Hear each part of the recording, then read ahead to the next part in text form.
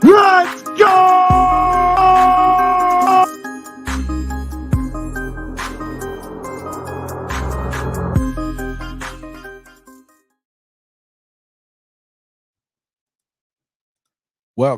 Welcome back to Hall of Fame College Football, the Sooners Saturday preview show, kickoff show. We're gonna figure out what to call it. But hey, thanks a lot everybody for showing up into this this new stream for us. We're gonna do a preview show. Gonna go over a lot of the stuff from Oklahoma. Also, obviously, gonna go over some of the national games of record, things that got a couple of segments that I wanted to kind of talk a little bit about. We will give you our number one, our Heisman hopefuls, who we think is at the top of the list right now, going into week 3, starting today. Also, gonna go through a few things that I'm sick and tired of hearing from around the college football world, narratives that are stupid, stuff like that. We'll definitely be getting into talking a little bit about Tebow and his little accusations he's throwing around out there from 2 years ago, and how obviously it's only, you know, Oklahoma fans that are getting everything started. Yeah, so we're definitely be doing that. Let's see. Welcome everybody into the show. Hank, Adela, Stephen G, of course, and Seth. Welcome back to the show, my friend. Glad everybody showed up. Like I said, we're going to have a couple of guests, I believe, throughout this session here. We're expected to have a few guys, but right now I'm going to bring on Coach I from Fanatic Sports Network. He's actually on location in Athens, Georgia for the South Carolina Georgia game. Coach I, welcome to the show, my friend. What's going on, man? Thanks for having me in this morning, man. I'm up early, man, trying to get ready for game day, man. After a late night last night, he's up early today. Yeah. Well, hey, man, we're glad that you got up with us. And well, hey, tell us how to go last night. Obviously, I watched the show. I thought it was great. You guys enjoyed all that, though, huh? Oh yeah, man. First live on location, man, in Athens at Creature Comforts Brewing Company. They're the official craft beer of UGA Athletics. Listen, man, it was good, man. We had a lot of good crowd out there. Shout out to the people that showed up for us. Then the UGA Red Coat Band Alumni Association was out there. Harry Dog, you know. We had one of the first 5 guys. We call them first 5 because there was 5 African Americans were the first 5 to get scholarships at the University of Georgia to play football. So one of those guys was actually on the show towards the end. So, man, and then we had one of the former South Carolina wide receivers from my time in college that came on and got on the show, man. You know, so it was dope, man, being there live in person, man, with everybody, you know, able to just interact with everybody, you know, side by side. It was so fun, man. So we're going to try to do it again for homecoming, man. But it was definitely dope, man. So being in person. Yeah, no doubt, right? You know, no doubt. I'm getting excited about next week just thinking about it. You know, I saw you out there. I'm going to be out in Cincinnati next week checking them out. And it sounds like it's going to be a better game than what anybody was expecting with that defensive front at Cincinnati. They do have a dual threat quarterback. They obviously have to get through Tulsa this week, and it hasn't been exactly an easy week for Oklahoma. You know, they get through a tough SMU team. I think a team that's a lot better than a lot of people gave them credit for, Coach. You know, they came into it. They've got a tough offense and a head coach that's been there in the thick of it in the SEC as an offensive coordinator, been in national championships, things like that. This is a guy that's coaching them up, and Oklahoma shut them down. Now the offense sputtered a bit. It looked like they continued to stay a little vanilla, and I think Jeff Lebby talked about that as well. But it got him kind of you know, raked over the coals a little bit. I know you probably saw a little bit of that. Of course, the art being on the sideline didn't help anything. But what were your thoughts about that after what you saw there? Well, I thought that going into the game, that SMU was better than people knew they were. Again, like, you know, on the pick'ems, I took SMU in the spread. I thought Oklahoma would win. But I thought SMU was better, than, like I said, people thought they were. I thought, and you guys obviously covered the spread. The more impressive part was holding them to 10 points. So I'm not saying they're like, an offensive juggernaut like Ohio State or something, but I did think they would score more than 10 points. So I think that's a positive for y'all. And as far as Jeff Lebby, man, yeah, I saw the whole Art Brow stuff, man. I'm be honest with you, man. Like, I can see it from both sides. It's hard, man. You talking about the granddad of his kid, his kids, and I don't know. I get what I know it's history and things of that nature, so you have to take that into consideration. Sure. But I don't know. I don't know if it should have been a national story. I feel like it was a national story. Like, I'm like, it's not. Right. That's something that you could have just handled in house. Per se, I think talking heads in the media sometimes make it bigger than it had to be. Right. Well, you had an insider, quote unquote, that wanted to make sure and he's a stir up the pot guy all the time. That's what That's what I'm talking about. Like, that could have just stayed in house in the Oklahoma Nation type deal. They don't have to put that out for the national media to have fun with. Yeah, and I think that the bad thing about it to me is Jeff Lebby is a Sooner. He played at Oklahoma. He's now he's back coaching at Oklahoma. He did his student, a graduate assistant coaching, stuff like that after an injury. He's an OU guy. Mm-hmm. And the fact is that Brent Venables Art Briles is his father-in-law, right? Now, there was that thought about, and I'm not going to get into this a ton, but I just thought it was silly that you had Joe Castiglione, the AD, come out and say that was something that they had agreed upon when he was hired. I don't think that there's any way in hell that he does that if that's the case. Yeah, big facts. You know what I mean? So it just doesn't seem right to me, right? In any event, they threw him under the bus, and it seemed like it was kind of fake outrage on the part of all of them. And if Coach Venables had a problem with it, I venture to say that he would have said that in his press conference earlier, and he probably would have been more along the lines, maybe you just don't hire him. If that is really such a worry for everybody at OU, and let's not, again, I said this the other night on our show, let's not act like this is that Oklahoma is a beacon for women's rights, because it's just, we know it is, and I'm not saying, and listen, I'm not even going to sit here and tell you that I think that what went on at Baylor was okay, because it wasn't. Definitely not. It absolutely was not okay. And I think that what happened with, I don't know how much Coach Briles had it as far as involvement in it. I know that it seems from what you read and go through now, looking back on it, it was something that was going on for decades. But if you knew about it and you weren't making sure that was taken care of, then you don't deserve to be a coach anymore. And I think that he also kind of put Lebby in a bad position. Yeah. That being said, I would much rather, this is a situation. It kind of gave people that were already kind of pissed off at Jeff for the way that he called the game. That's what I think it is right there. More reason to toss him, to say, hey, get him out of here. And it puts him in a bad position. If you guys score 50 points against SMU, I guarantee it's not as big a story. Again, I'm like you. I don't agree with the Art Brow stuff, and I would say some of that could be put on Art Brows. I'm a granddad myself, so I wouldn't put my daughter or my son-in-law in that situation if I knew my history. You know what I'm saying? Like, I would be like, you know what? I'll just wait till after the game and meet you in the locker room or something. But if you've hit it on it, though. If you guys look better on offense and score more points and, like, it's 41-10, I don't know if this is the story. I agree.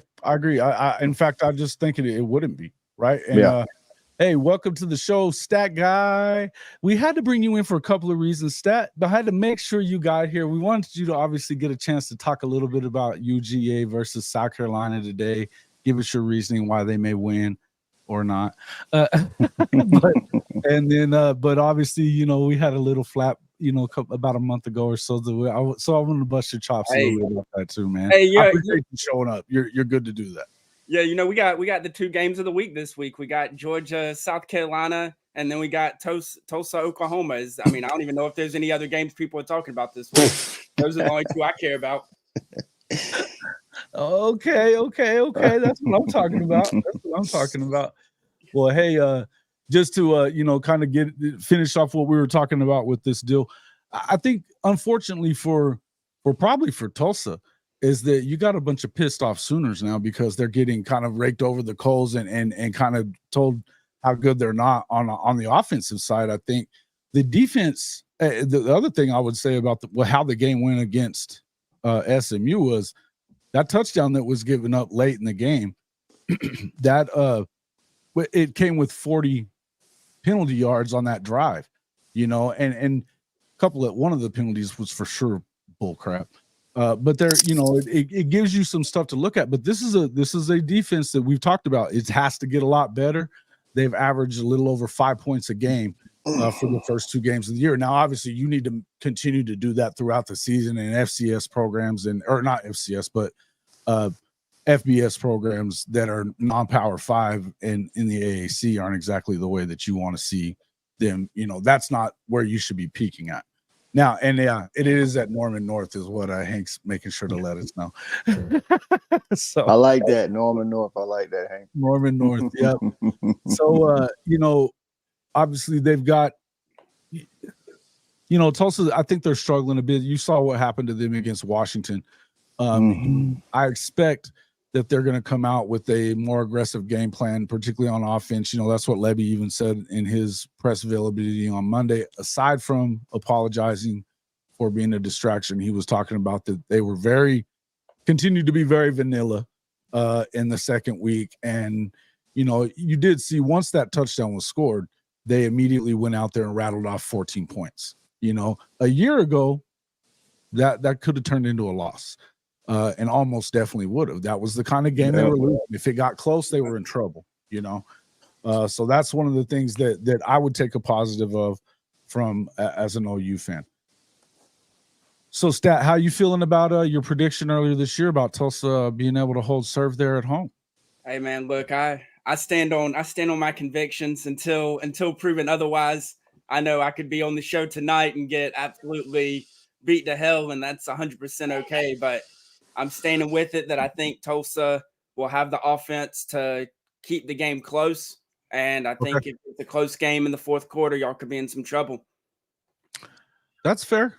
I'll give you that. Okay, at least you're sticking with it. I'm good with that. I think we lost Coach I for a minute. Maybe he just had to jump out for a second.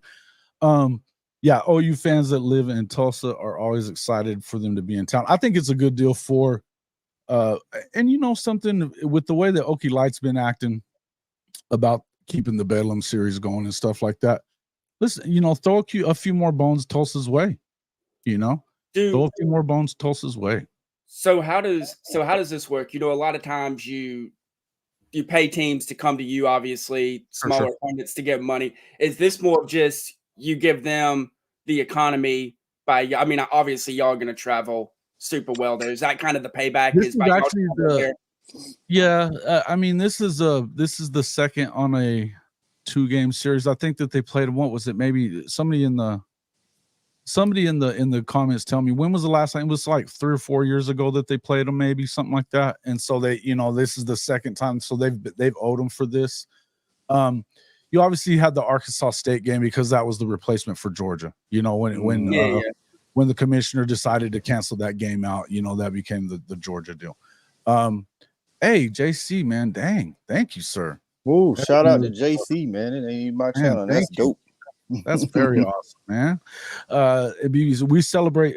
SMU is a Power 5 school, just like Danny Stutzman and BV said. We celebrate the success, but Monday we flip and focus on Tulsa. Our strength is defense, which was the goal with BV. But keep an eye on Okie Light versus South Alabama. Okie Light is on upset warning. Yeah, definitely. You know what? We can go right into that, JC. Thank you very much. You just helped us out with we can move into that a little bit. Oklahoma State. They've been playing 3 quarterbacks, equal amount for the first 2 weeks. They have had less than stellar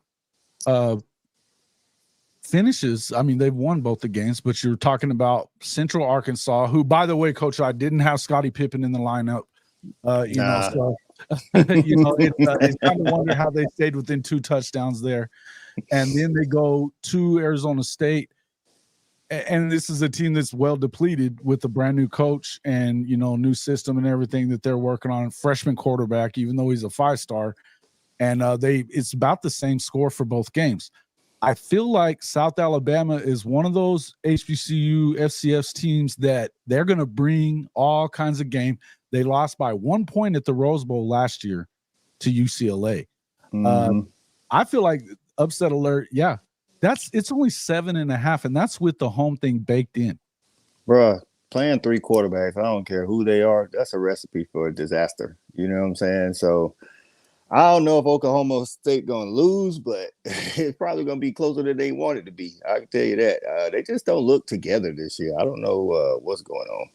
It's a lot of, it's just, I've said this a bunch, and, everybody likes to, of course, my audience mostly likes it, but the Oklahoma State fans, they hate it that we say all this all the time. But the truth is, guys, they earn it. They've earned the whole thing. That this is something that we have seen over and over from Mike Gundy. He is a mediocre at best coach. He gets mediocrity out of them. When they every 3 or 4 years, when they put a team together that should win it, they gag anyways. They're going to gag anyways. So it's one of those things where it's oh shoot, we got Jay coming in also. It's one of those things where you just kind of feel like this is one of those games that I could definitely see them losing. I'm going to bring in Jay to have him see what he says about this. But Stat, what do you think about that as well? I mean, South Alabama, you know a lot about these guys in that those FCS programs as well. Yeah, no, I mean, they're definitely on the upper end, and they always play somebody. It's like one of those teams where it's like, man, they're going to catch somebody every year, it seems like. And the thing with Okie, as you like to call them, bro, I'm still confused of how they lost Spencer Sanders to go play backup at Ole Miss. Like, that's the part that I can't wrap my brain around. Like, how did you lose your 2-3 year starter to go be third string at Ole Miss? Like, I'll be honest, right now, the way the quarterback situation is there, if Mike Gundy had any availability left, he'd probably be back there taking snaps himself. That's a good comment, Stat, because really, how do you you play 4 years for a man? Like, what did something go wrong? Did he feel like his weapons wasn't going to be there? I mean, that's kind of peculiar, to be honest with you. But even if they were changing out weapons, like, that's a gimmick. You know what I'm saying? It doesn't matter who the weapons are. The system is the system. And it's like, man, that was just mind blowing that all that played out. Well, and the thing about it is they bring in Alan Bowman, and Jay, tell me what you think about this. But I think that in the first 2 weeks, what I've seen is that Gunnar Gundy looks like the guy to pretty much everybody, and yet he won't start him. That's another signal to me. This is your son, and you're not starting him. It tells me that he's either worried about him getting killed, or he's worried about him looking bad because they suck. It feels like Oklahoma State is trying to just confuse everybody. I guess they're trying to be the smartest man in the room. I don't know where you actually get smartest person in the room from this by playing 3 quarterbacks and just confusing not only the opponents but even your own players. But I guess the thing we got to take in consideration is that Gundy is sleeping with one of the quarterback's moms. So since that is the thing that's going on, we have to ask the question: is mom actually manipulating what's going on? I mean, of course, that's a joke, but at the same time, it does feel like it, because why are you playing 3 quarterbacks? And honestly, that game right there, I listened to Josh Pate talk about it, about South Alabama and how good their coaching staff is. There's a good chance we got an upset on alert, baby. You can't be a 7-point favorite, 7-point dog at home. That's a low spread for an South Alabama, Oklahoma State game. 3 points baked in. Yeah, exactly. It's 3 points baked in, and you're only 7 point. That's the sign that Vegas feels like they're trying to trap people into jumping on it. Oh, Oklahoma State's only a 7-point favorite. Oh yeah, they'll blow out South Alabama. So everybody's gonna jump on that bet. And what happens? Vegas cleans up because everybody took the spread, and South Alabama goes out there and either keeps the game close or wins it outright. Because there's really not much value in that 7-point spread on the money line. So why would you take that when you can just take the spread, throw a whole bunch of money on it, cover them as dogs, and boom, it's a win. It's a guarantee. I made the bet. I've got one. I've got an online bet on it right now. Smart. It's a no-brainer for me. It's a no-brainer. Even if they lose, so be it. But, to me, this goes to show you just what we've been talking about a lot, is that they continue to try to just cream puff their schedule out. And to me, this is part of the reason why their recruiting remains in the 40s and 50s at best. And part of it is that, kind of like Dabo Swinney, they're not big on recruiting out there. They hate the transfer portal, a lot of that kind of stuff. Then now they use the transfer portal a lot because they had to, because they lost so many to the transfer portal this year. But they still ended up being on the negative end. So it is what it is. Mediocre Mike is mediocre Mike. Gonna jump back just a little bit into this OU stuff for this week. We talked a little bit about coming into it, what our expectations were. I couldn't have you on without having you kind of talk about that, Jay. After the, kind of mid-level offensive output for Oklahoma, what are your expectations going into this game tonight at Tulsa? Yeah, this beautiful 2:30 kickoff game against the Tulsa Golden Hurricanes. I'm a Tulsa native, and so I still have a love for my Canes when I can. But at the same time, this is a 28.5 point spread that's climbing. I mean, the game started off at like 24, and I think we're stopping at. Let me make sure. I'm a verified ESPN Sportbook right now. We are sitting at. Give me just a second. I want to make sure that I'm not wrong. We're at 28, so it's kind of fluctuating, but it jumped from 24 to 28.5, 29 at one point, now it's 28. So in this game, I anticipate that Levy's going to go ahead and open up the book a little bit more, let these kids play freely, get Jalil Farouk out in space, let him make some magic happen defensively, because I know that what Tulsa's going to do, when I talk to some Tulsa folks, the biggest thing is their secondary is kind of suspect right now. And so with the receivers that we have, and we've seen from Andrew Anthony and what we know Jalil Farouk can do, they're probably going to go out there and try to push them unless Tulsa decides to drop like 8 back and only rush 3. That's the smart strategy defensively for Tulsa is force OU to run the ball, because as good as Tyree Walker was, we haven't been super effective on the run game. Now, granted, we've also run like 5 different running backs, and it's more of we're just filling out things and getting offensive line going. Right. Who's going to be the one that's going to take that step and hit that hole and go? So right now, I anticipate that, you'll see a lot of running. The clock's going to be running heavily. But at the same time, there should be at least 2 or 3 big plays that defines this game. OU should go up 21-0 in the first half, just like they did Arkansas State. I anticipate OU winning this game. And Kim had a nice score of 54-10. I think OU scores about 48-50 in this game. But I think they hold Tulsa to under 5 points. Actually, I'm hoping for a shutout, but I anticipate under 5 points. That's where I was at on it. I'm gonna say again, I feel like they're probably at around 52-0 tonight. I don't see Tulsa putting up anything. They're on their 3rd string quarterback at this point. And we don't even know. And we don't even know who's going to be the one playing, because Roman Fuller is the one that finished the Washington game, and he's a redshirt junior. Their freshman quarterback Braxton's out with the foot. With the ankle injury, which we think he's out, because Kevin Wilson comes from the school of, all these other coaches where they don't ever tell nobody injury updates.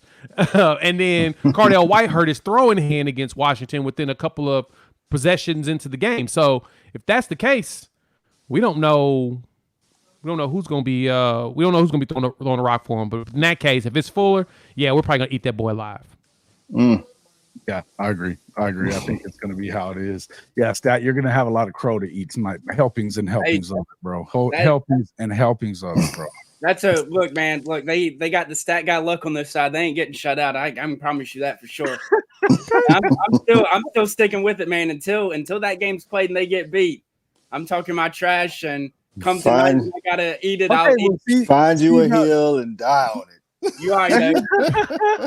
Which the one thing I'll give you props though, Stat guy, you will lean in on it and then you will eat the crow and the elephant afterwards. So that's something I will say I appreciate. Even though sometimes you're outlandish as hell, I appreciate that you will definitely eat that crow and say, you know what? I was wrong.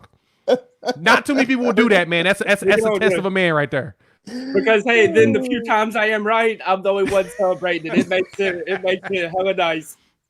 I feel you. You sound like me when I was talking about telling everybody Miami was going to beat Texas A&M. People was calling me crazy. I know Miami wasn't right. Or when Texas went into Oklahoma and made, not Oklahoma, but Alabama and took them down. I told you I wasn't going to have to buy no shirt, Jay. I mean, you're right. You're still going to want to, though. You still might want to. You're right. I get you. All right. So here's the deal. Yeah. Obviously, listen, we can talk a little bit about that. And this is going to kind of lead us into something else that I'm getting kind of sick of some things that are being said out there, narratives that are running around college football. It's so silly.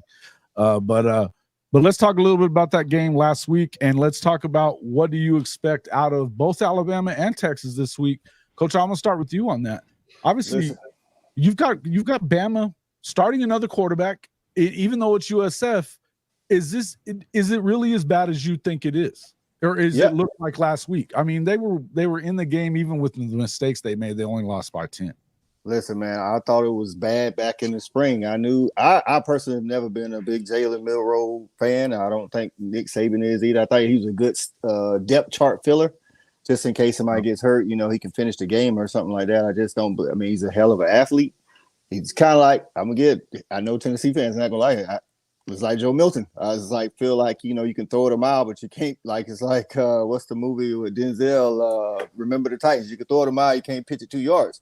I mean, it's the same thing. But not only that, man, Texas absolutely physically dominated Alabama. Like, in the trenches, O-line, D-line, and that's what now, I thought Texas would win, but like I felt like they definitely were the more physical team. It looked like how Alabama used to dominate people in the trenches. So, I mean, Alabama beat South Florida. I mean, they got to go to South Florida, which is weird to me. I don't know why Saban agreed to that, but I don't think Tyler Butler is going to look much better, to be honest with you. You know what I'm saying? He certainly didn't at Notre Dame last year. If you hear Coach tell it, and you should be here at some point, he says he couldn't throw to feed the starving birds. Listen, man, if you watch that Notre Dame offense in the whole South Bend area. If you watch that Notre Dame offense last year, it was terrible. It's the reason why they had to run the ball so much. Absolutely. So now you got him. And what's the deal with Ty Simpson? He came out a 5-star rank right behind Quinn Ewers. I mean, it was like, so, you know, during that recruiting year, it was like he was number one, Quinn Ewers was number one. It was like back and forth. I'm like, but this dude hadn't even touched the field. So they got issues. Kind of weird to me that they wouldn't bring him in, right? And that is the reason that I do have questions about who they are. Now, I'll go to you, Stat. What are your thoughts on that as well? Yeah, I mean, I saw a comment. Somebody said it's going to look like NCAA dynasty mode against an FCS team this week, and I agree with that. Even if they just have to run, I think they're going to throw their weight around this week. But man, you look at that schedule, and it's like if they can't figure this offense out, then there's some games on that schedule that are normally guaranteed wins that are now maybe coin flips, and you could be talking about Alabama looking at like 8-4 or something. I mean, that's, man, like I said on somebody else's show earlier this week, I'm like, it might be time for Saban to hang it up before it gets so bad that we see him pull a Spurrier from South Carolina and just dip out midway through the year because he's tired of how things are playing out. Like, you don't want to see one of the GOATs go out like that. Like, bro, hang it up at the end of the year because this thing's passed you by. Okay. Jay? I mean, I know everybody likes to say the sky's falling when anytime Saban loses one game, but I'm nowhere near that. You won't hear me say that he's done. They have the elite talent, 90% blue chip rate, the highest in college football right now. All they got to do is get it together. Now, I've heard some Alabama former players say they feel like there's a lot of entitlement there in the locker room. I get it. When you win a lot, that happens. That happens with some players. They start feeling themselves, and you know that happens down the line. It's usually something that builds up over time, and they're at that point. I mean, the dude has 6 rings over the 14 years he's been at this school, or less. Actually, my bad. He's been almost 20 years now, it feels like. And so the players are still trying to get things going. Saban just needs to rein things in. The difference is, and I think Josh Pate said it the best, the problem isn't elite talent. They're missing the coaches. They're missing the additional coaches on the staff, especially coordinator spots, right? He doesn't have those elite ones like he's used to. And, you know, Coach you're going to feel this soon at Georgia. The more Kirby wins, the more them coaches will get poached. And that's what happens to great teams. I mean, Saban was going through 2 offensive coordinator every 2 years.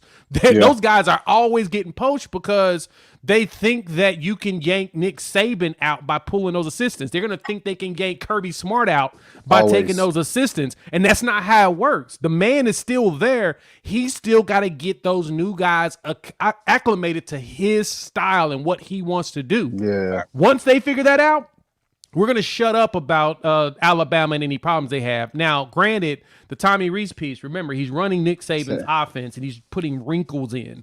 The big issue you run into with Milroe is, and this is what I said about Milroe from the beginning, this was my fear. I don't feel like this system is conducive to his growth. There's a little bit too much complexities and his style. It makes me think of Jalen Hurts with Dayball. Remember, Dayball was the offensive coordinator with Hurts when he won the freshman offensive player of the year or whatnot at the SEC, right?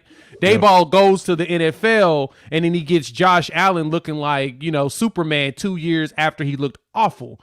Hurts leaves, goes to Lincoln Riley, and looks like the stud we thought he was when he came in at Alabama. Sometimes some players are responsive to other coaches better than they are the ones that they're with now. So I don't know if this system is good for Reese. But like you said, Coach, I want to see Simpson. Give me Ty Simpson out there. I understand Buckner understands Reese better. Give me Simpson. Let him go out there and be a gamer. I think they'll be fine. Give them I say by Ole Miss, when they face Pete Golding, they'll have it figured out.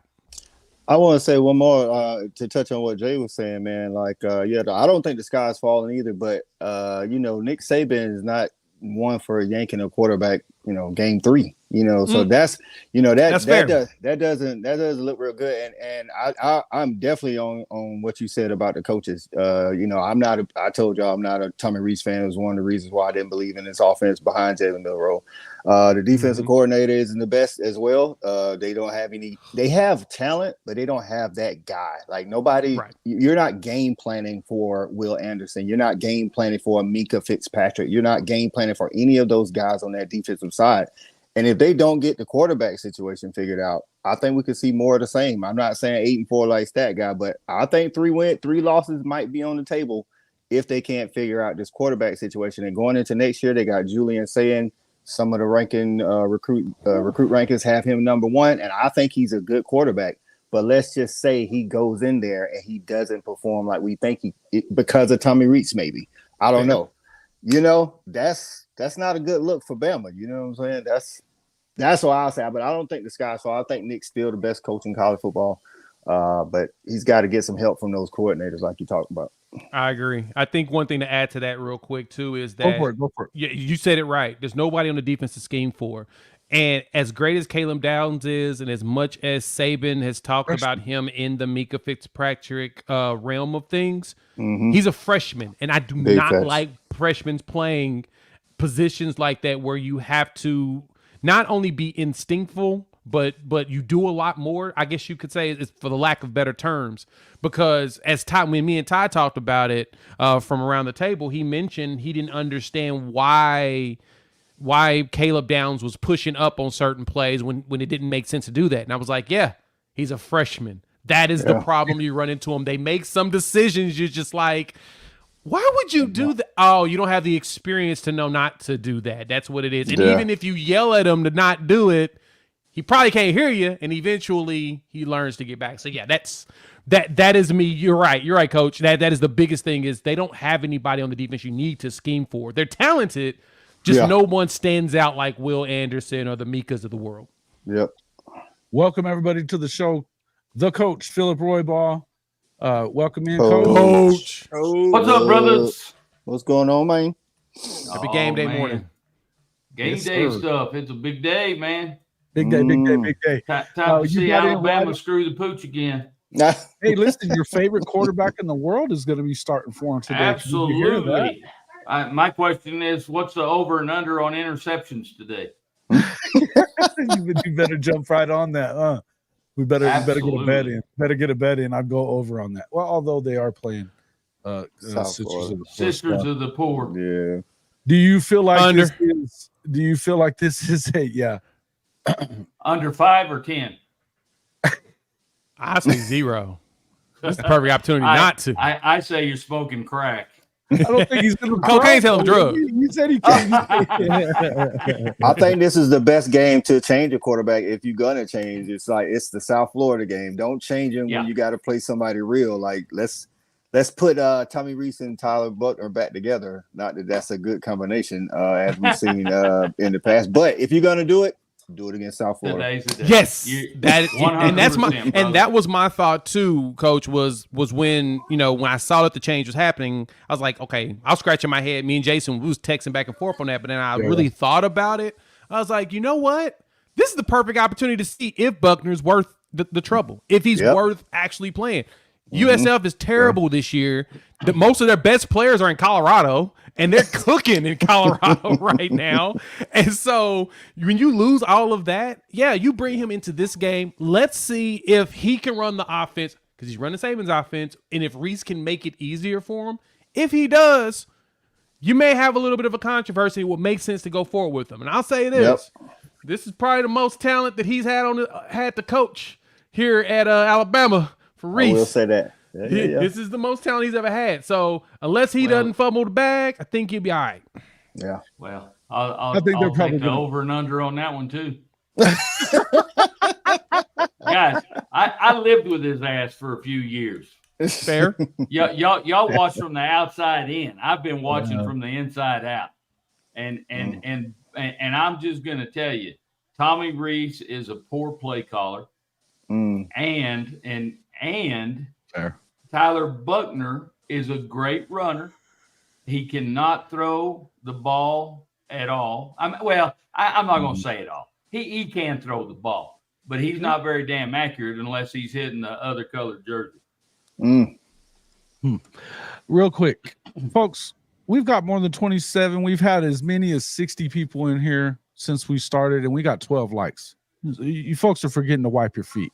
Come on now, wipe your feet, hit that like button, do something with us, help us out here, get us out there on that algorithm. All right. Hey, it's muddy out there. Wipe your feet, man. Muddy, man. Muddy. Yeah.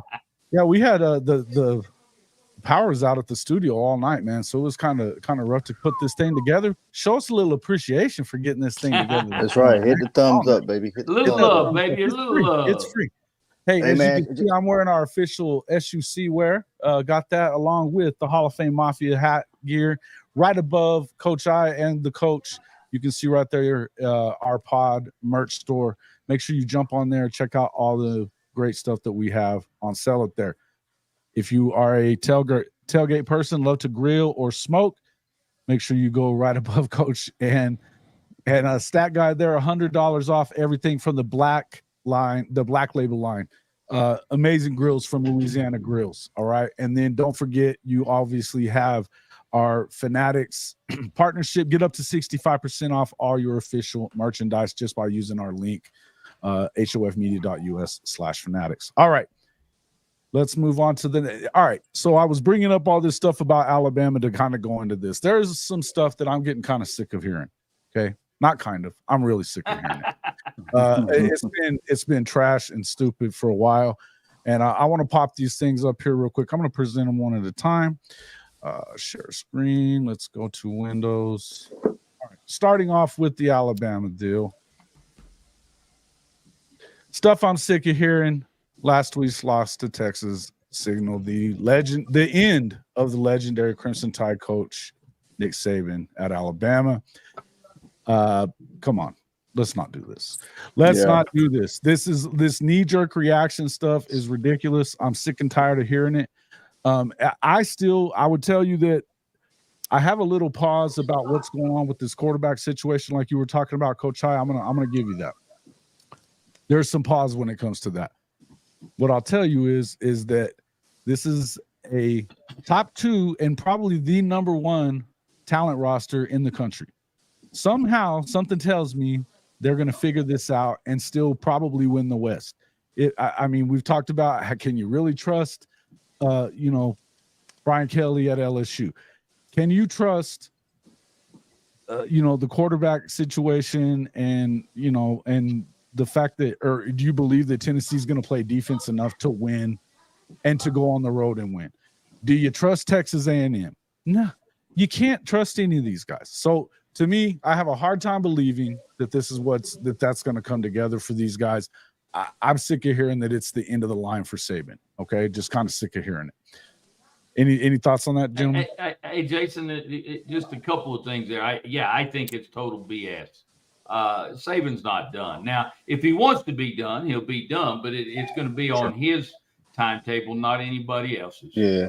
But you know, like y'all talked about, he still has talent. They gotta fix a few things. But I'm gonna throw just a little monkey wrench into this whole thing.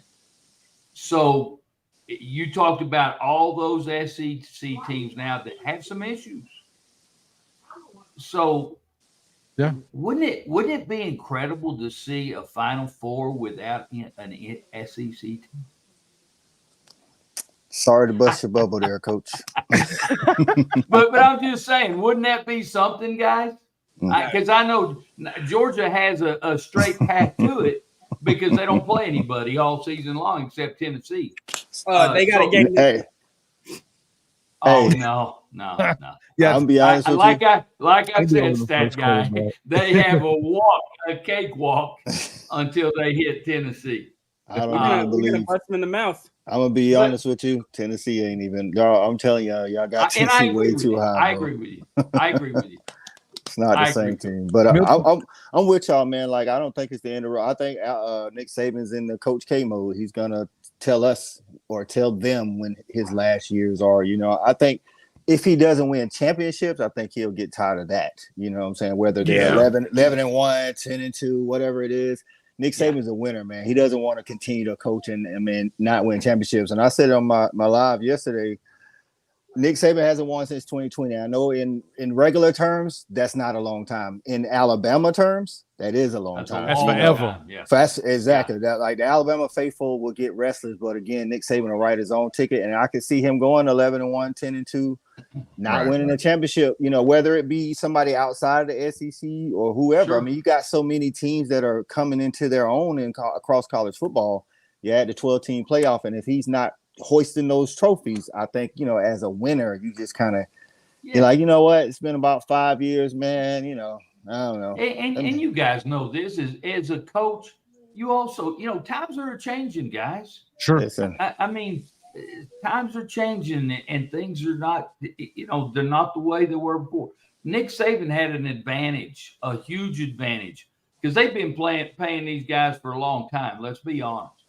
And so that was a huge advantage. Now that playing field has been leveled, and although they still have a lot of talent, you know, but again, look at their quarterback issues.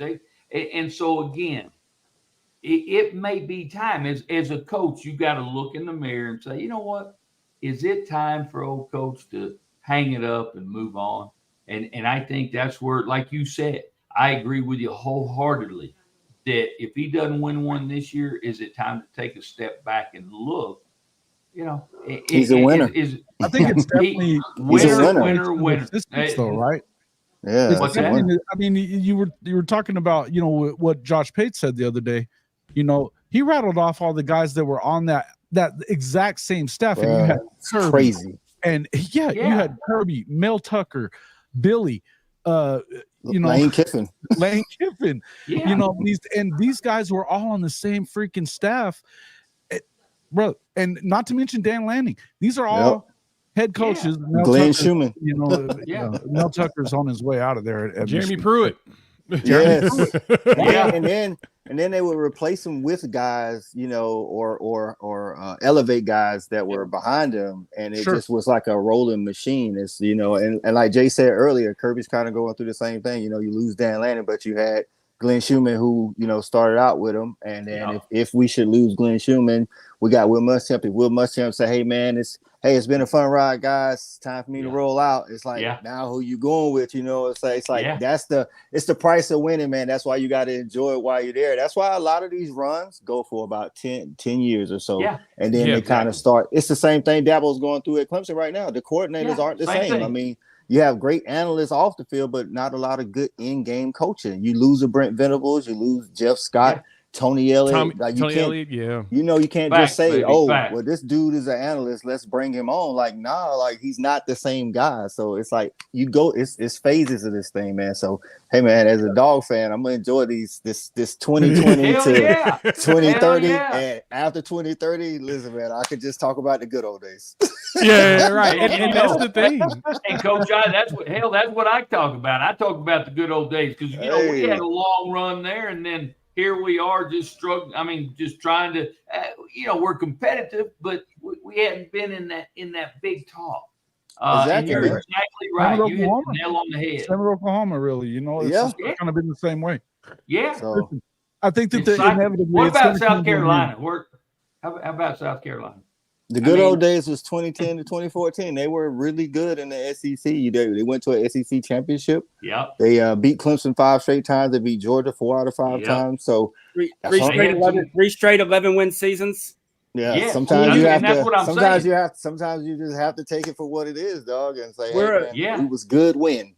We were a Marquise North one-handed grab up the sideline away from playing for the SEC championship in 2012. And honestly, if the playoffs were back then, we probably go to the playoffs 2 out of the 3 years. There you go, stat guy. You're being too quiet over there, man. Hey, I'm just waiting. I'm waiting for one game to come up. Nervous. I'm waiting for one game preview to come up, and it's on like Donkey Kong.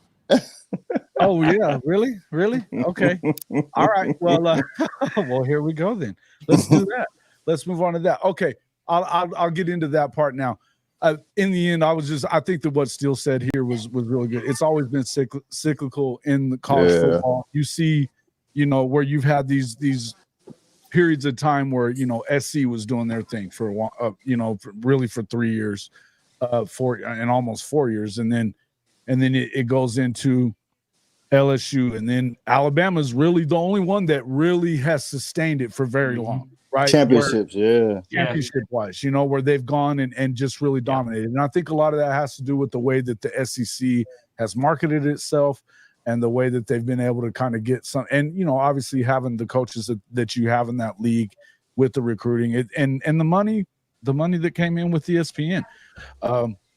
I think there's a lot of schools, though, no matter what, there's never going to be a time that any of these, especially the blue blood type schools like, your Notre Dames and your Oklahomas and your Texases and Georgia, or any of these schools that are really going to always trying to be, I would tell you that Florida looks really bad right now. I don't expect that that's going to stay that way forever. Yeah, Florida, right? Because they got athletes are just too high, right? So they're going to make moves like that. Clemson looks like that they've fallen out of it now. I would venture to say that if it doesn't get itself turned around quick, there'll be another coach there to figure it out, right? That's just my feelings on it. But in the end, I'm not sure that I'm ready to put old Nick out to pasture just yet, because that talent roster is that good. All they really have to do is get it right at quarterback, or get something going right at quarterback, and it's probably going to flip around, and they could be playing to get into the playoff again. I love how a lot of people are talking about if there were no SECs in there, who would be your 4? I think that's a good question for Tuesday. We'll talk about that on Tuesday after this week. Let's get into you guys this game. We're going to have David Neal coming in here shortly to talk a little bit about CU. I know everybody wants to talk about Colorado State. A lot of craziness going on in that. I think it's wild that coach would open his mouth, but I love it. Bring it on. So everybody's opening their damn mouth when it comes to Colorado about Coach Prime and Shadur, and come on, guys, shut the hell up.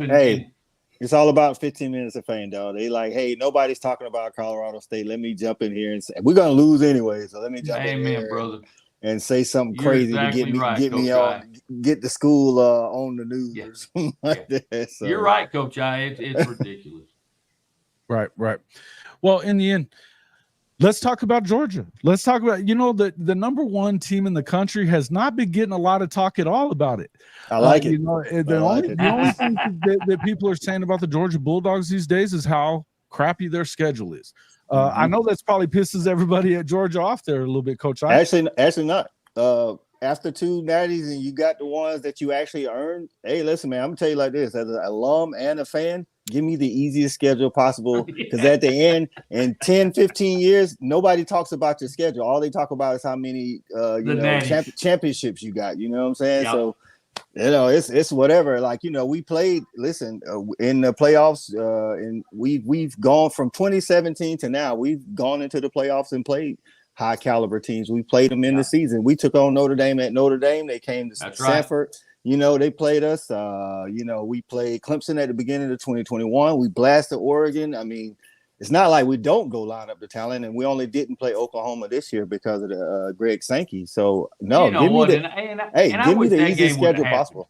I do too. Like just as a fan, for like, everybody, you look for the games to say, oh, this is the game that I want to sit down. I want to either go to, or I want to sit down and really take the time out to, prepare for this one. And we don't really have that. I mean, again, I think Ole Miss is better when Quinshon Judkins is healthy, but he's on and off with health right now. So, hey, no, man, if we hoist the trophy, hey, man, say what you want about the schedule. At the end of the day, the trophy will sit in our trophy room. So, it don't really matter to me.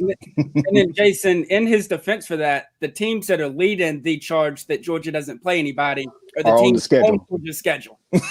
Like the biggest people were Tennessee and Florida. I'm like, you're part of that schedule you're talking about, right? Like, we can't make you be good, So exactly. Like, I love Florida fans. Aren't they something? You're either part of the problem or part of the solution, and they're part of the problem. Get better. That's all I say. When we talk about the SEC, get better, man. Again, we play, Ole Miss and Auburn. Listen, man, I don't know, like, get better. So, it'd be good if Auburn was better and let's say Florida was better, then people would be like, oh, they play Florida, Tennessee, Auburn, that kind of thing. But it is what it is, man. Hey, give me a path to the playoffs, baby. Well, and let's be honest, guys. Let's be honest. Those schedules are made up years ahead of schedule. Sure. Hell. And then we're going to play. Ask Oklahoma State, right? Ask Oklahoma State. Yeah, they're made up for the next 20 years.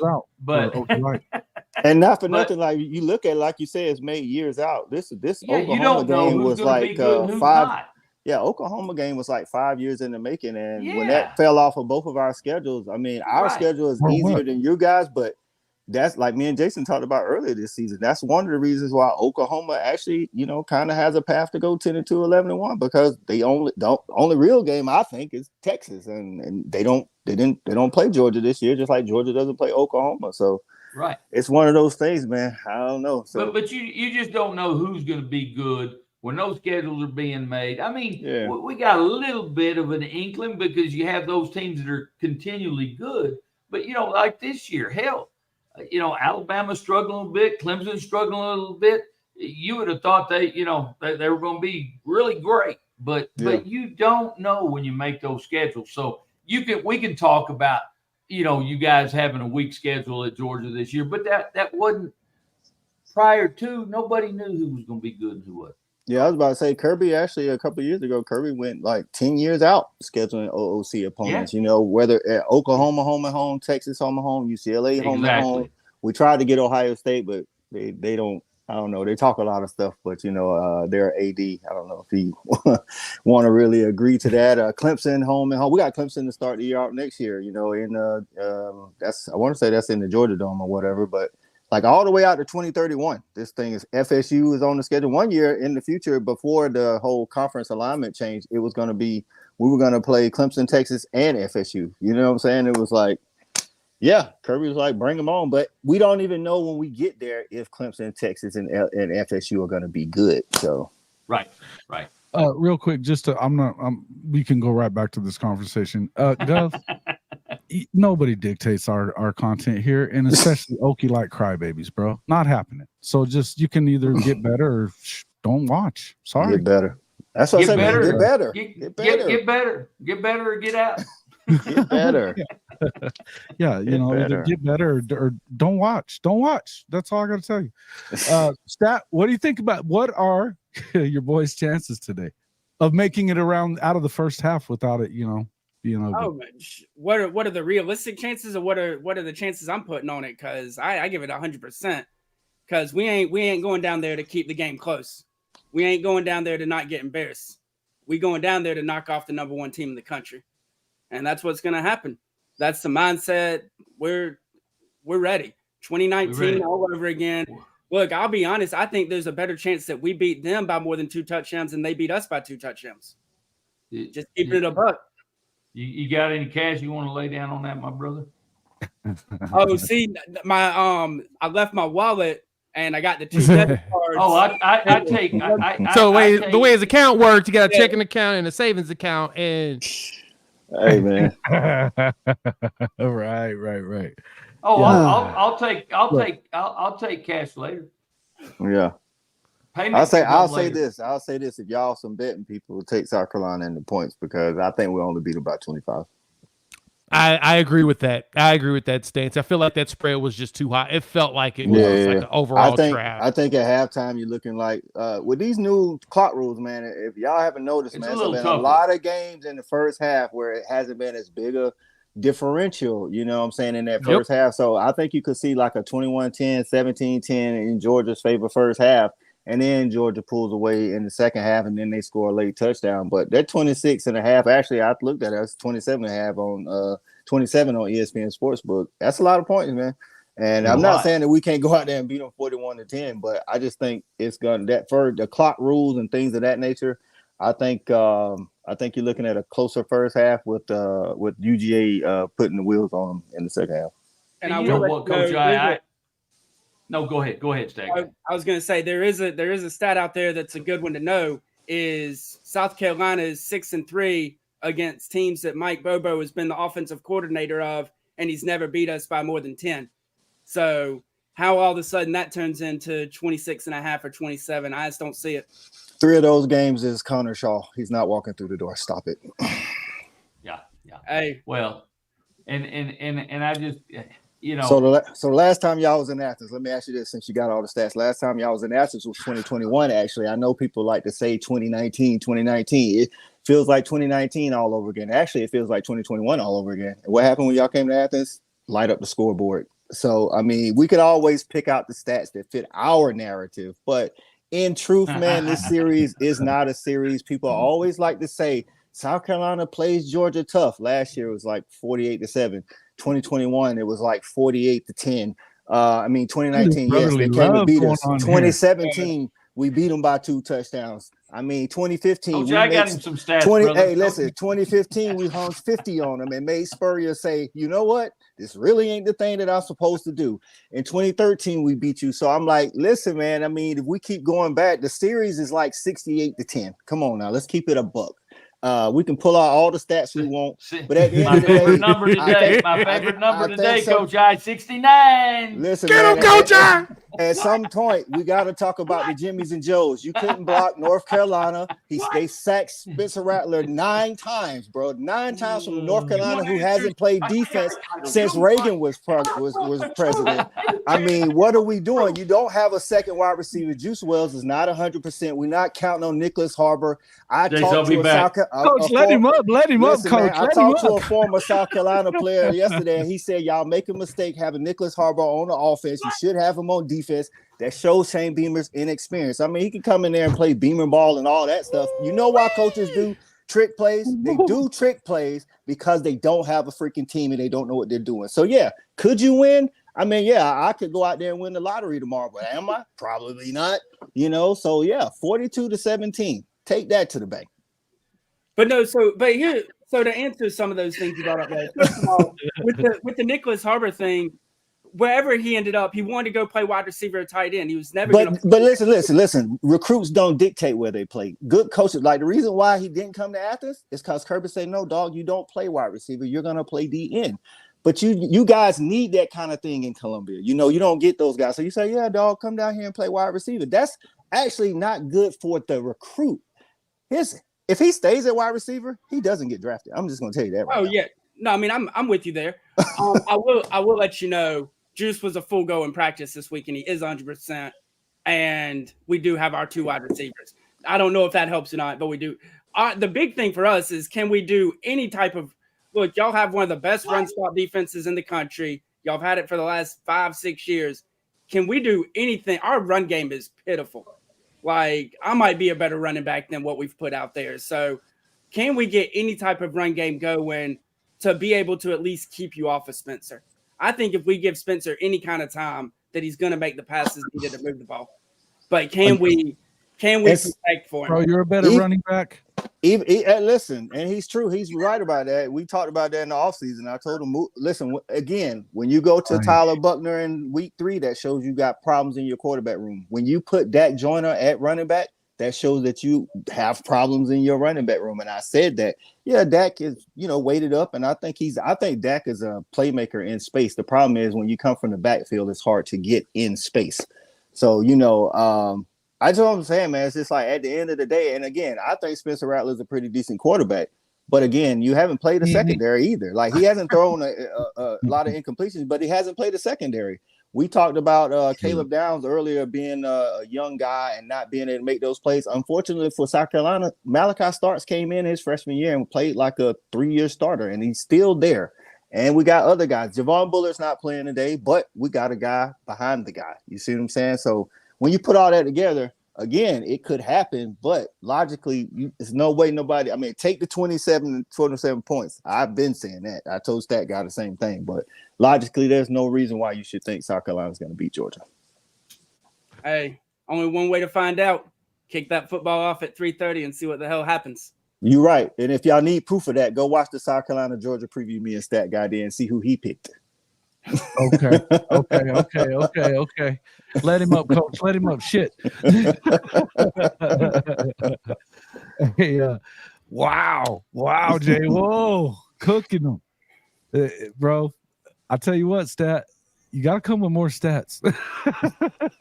Hey, bro, Stat, where your stats at, man? He wouldn't let me up. Nah, man. Look, this. Hey, you know why I didn't come with stats. I'm gonna say this just to poke the bear. Hey, man, you don't need stats for a rivalry game. Just go out there and fight. Wait. How the hell is it a rivalry game when it's 81-10? Listen, well, no. From South Carolina's standpoint, and Steve Spurrier said this when he was coaching, we're their second biggest rival behind Clemson. But from Georgia's standpoint, it's just an important conference game. You know what I'm saying? We're not rivals with South Carolina, but listen, me and Stat Guy been friends for a while, and what happens is when it's the guy at the water cooler, you talk a lot of trash. You know what I'm saying? Because you see everybody every day. But from Georgia's standpoint, it's a conference game that we need to win. And it's like that. I know South Carolina fans they'll like to tell you it's a rivalry, but not really. I do need that one, Mars. I do need that one. Man, I got to work on some of my sounds here, man. You're right. There's got to be a cooked one. Yeah, he's tagged out. John Russell says WWF tag stack guy out. Ding ding. 1, 2, 3. Yeah. Okay, we're gonna move on. Poor Stat. I gotta let you up, man. I gotta let you up, bro. All right. Here we go. And I appreciate you guys coming on and bringing that hammer down like that and having some fun. This is what we love to do here. We talk trash anyways. It's lots of good stuff. Hey, man, that's right. Me and Stat do this y'all get to see it on camera today. We do this every day. I know you do. This is the same way it's same as all of us guys. We do the same stuff, man. This is kind of what it is, right? Let me take Coach out of here. Hey, one thing, it's raining in Athens currently, so that might help South Carolina keep it closer. Yeah, maybe so. I still need the excuses. I don't need y'all turning into Tennessee fans and being like, "Oh, it was raining." Okay, so we lost Jay. Thanks for coming in, Jay. We appreciate you. Yeah, you could have just said, hold on, I gotta go. But appreciate you coming in, talking to us about a little bit of ball there. We're gonna have David Neal from David Talks Buffs and Ball coming on here in just a few minutes. So that's dope. Let's talk a little bit about what we've been seeing here the last few weeks, and this will be one of those things that another one of the things that I'm sick and tired of seeing. Appreciate you, Jay. And we also have Nathan Bomber Brown from the Big 12 Mafia in. We're going to talk a little bit about him as well. We're going to talk a little bit about BYU, Arkansas as well. I think that's another one of those big games. I do want to get to, before we do that, I did want to go ahead and get to what you guys feel about that game down in Florida today at the Swamp. Can Tennessee go in there and win? They haven't done it in like 20 years, right? So are they going to go in there and lose again, Coach? Yep, they are. I think Florida's not great, but I don't think Tennessee is as good as they were last year. Yeah. They haven't won, like you said, they haven't won in the Swamp since 2003, and they've only won in the Swamp 5 times ever. I feel like their offense just isn't as explosive as they needed to be. And if they need to run the whole game just to beat Florida's run defense isn't great, but if it's going to be like one of these low scoring, that's what Florida wants. Florida wants a low scoring game because they can't go toe to toe. Let's say Tennessee's offense is rolling and they score 40 something points. Florida can't score 40 something points. So, from what I see, I watched the Austin Peay game twice. Bro, Austin Peay was slowing that offense down. I mean, that last run team, they're not with Joe Milton. They're not getting it done. In the air. In fact, it's changed Heupel's complete offense. Well, that offense is predicated on being good in the run. The reason why Georgia was able to handle Georgia and South Carolina was able to handle Tennessee last year is because they was able to slow the run and then stop and then get a good pass rush of 4 and drop 7 and cover those receivers. So and now they don't have the same receivers. I know Tennessee fans want to make you believe it, but there is no Jalen Hyatt walking out of that locker room. There's no Cedric Tillman. Squirrel Wright is pretty good. Yeah. Brew McCoy, pretty good. It's like they don't have that guy, so they have to lean on the run even more. And I think that just leans to Florida. And not for nothing, Florida's bad, but it's hard to win in the swamp. So I got Florida winning. I told Stat, we got a little side bet on it. I told him not only am I taking the 7.5, I got Florida to win outright today. Wow. Look at those shades. Not the shades. Hey, shades and the cap. I just want to start off by giving a big shout out to all you terrible moms out there. That's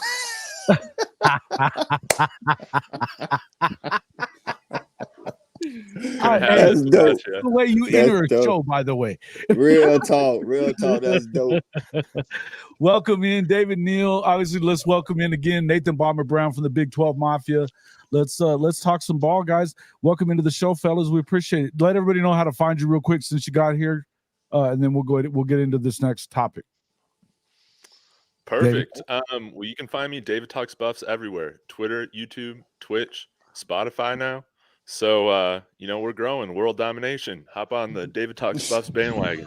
There we go. Hey, ride that train. Let's go. Big facts. Nathan Brown, welcome to the show, Bomber. You bet. First of all, this is too early. All right. I was just getting out of bed. I didn't know there was homework. What's going on? Anyway, I got to mow the lawn. I mean, come on, guys. All right. Not really. Big 12 Mafia show on YouTube, and check us out on Twitter at B12 Mafia and at the Holy Rivals. Okay. Cool. Well, let's talk a little bit. Let's get into since you're a little sleepy headed there. Let's make you think a little, Bomber. Okay. Let's talk about BYU. They've kind of looked a little out of the gate. This is going to be a big test, obviously, and particularly going on the road today to Fayetteville, Arkansas, to take on KJ Jefferson, the Arkansas Razorbacks. What are your thoughts about that going into this game? What are your chances, you feel like? I think if they can keep him in front of him and doesn't let him get out on the edges like he did last year and torched him for ridiculous yards, I think BYU can win this game. It's not by any means a blowout. It could be a one-possession game, but I don't think Arkansas is as good as they've been. And, would they end up 6-7 last year? So they have their own struggles. Well, the first 2 games have not been lights out. So, Slovis has 5 touchdowns in one game last week. He looked good. It all comes down to their receivers. If they can get separation, which has been kind of difficult, or if LJ Martin, their freshman running back, go off, I think BYU controls the clock a little bit and they can win this game. Yeah, listen, I'm one of those guys that believes in BYU quite a bit. I'm not sure that I think that they can go on the road and get this win, but I do like this team. And I felt like, even after that first week showing, that would be my question to you, is that what do you feel about this with the way the Big 12 is kind of performing, aside from, K-State, Oklahoma, Texas? It hadn't been a great showing. I guess you see it kind of showed up against nobody so far. Hadn't been a great showing, though, for the Cincinnati hasn't been bad. Yeah, Cincinnati's played well. I mean, UCF has played well. UCF leads the nation in yards per game or something like that. Kansas is certainly not out of it, right? Kansas is still just trying to get their stride. Though last year they came out the gate, Big 12 played extremely well. This year, they're a little bit slower to come out. But I don't think think at the end of the year you're still going to have 4 or 5 schools in the top 25, and it'll hold its own with the other conferences. So will BYU win this conference unless they get a miracle and everybody plays out of their minds for 13 weeks? No, they're not going to do that. But I mean, an 8 or 9 wins is not out of the realm of possibility if they can win 2 or 3 games on the road. Yeah, the spread today is like 12.5. I got BYU covering the spread. It's up to 12.5. Yesterday was 8. Oh, my bad. Like whatever. I thought it was 10 or something like that, and then it moved. But maybe I'm wrong. But no. You may be right. Listen, I'm taking BYU to cover the spread. I don't know. Maybe they win. Arkansas Rocket Sanders still isn't 100%. I don't even know if he's suiting up. He's not going to play. He's out today. Like I think BYU has a shot. I don't know if they win, but I think they definitely cover the spread for sure.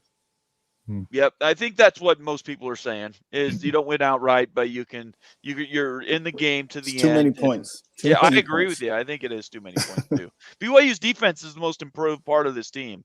So last year, what separated the game last year, 63-35, was there were 3 turnovers, and those turnovers led to 17 points directly, and they couldn't stop the run. So the defense has improved in the run, and they I think they're the second least turnover school out there this year and the end of last year. So they don't turn the ball over, and their defense has improved. So it's been bet down to Arkansas. At MGM is bet it down to 7.5. You've got I'm it still right. I'm still taking BYU in the points. Well, that just lets you know that the fact that it's been bet down to 7.5 like that tells you that a lot of people agree with what you're saying, Coach. Right. Yeah. And because MGM, that's one of the bigger betting places that there is. It's especially now that they have online. I think it'll be a great game. I think either way it'll be very entertaining game. Yeah.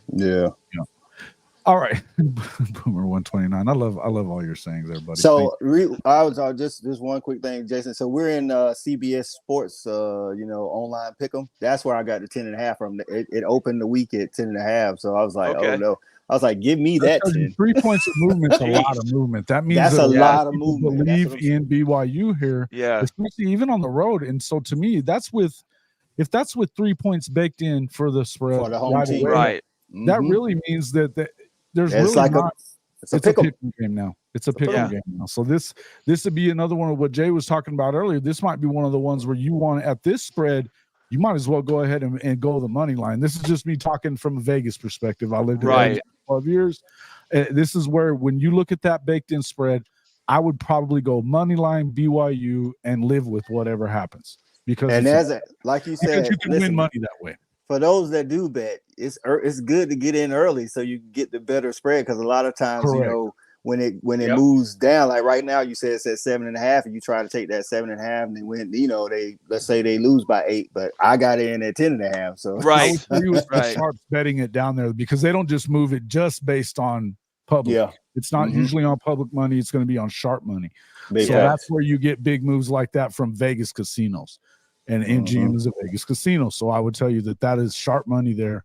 I would go with the sharps and go money line there. Plus 245 for the money line. Yeah, listen, you got to do it right. Yeah, and if you take it, you're just going to make what you bet. So it's definitely you're going to go over another almost $50 just to make that move. If they're gonna, and if I can see it happening, I can see it happening. I think that would be bad for the coach at Arkansas. But I think so. If BYU doesn't turn the ball over, I don't think it'll be surprising if they win. I mean, the SEC overall hasn't looked good out of conference. So I mean, that's another thing. One thing I did want to show everybody real quick here. This is something that was on Bomber's show last night. It really, really cool stuff. You guys got to see this. So these tell me the name of this guy before I pop this up there. Yeah, it's Captain Butters is his Twitter name. His first name's Johnny. And he for the first 2 weeks of the season, he's getting his commercial pilot's license. He wants to fly. Oh yeah, this was dope.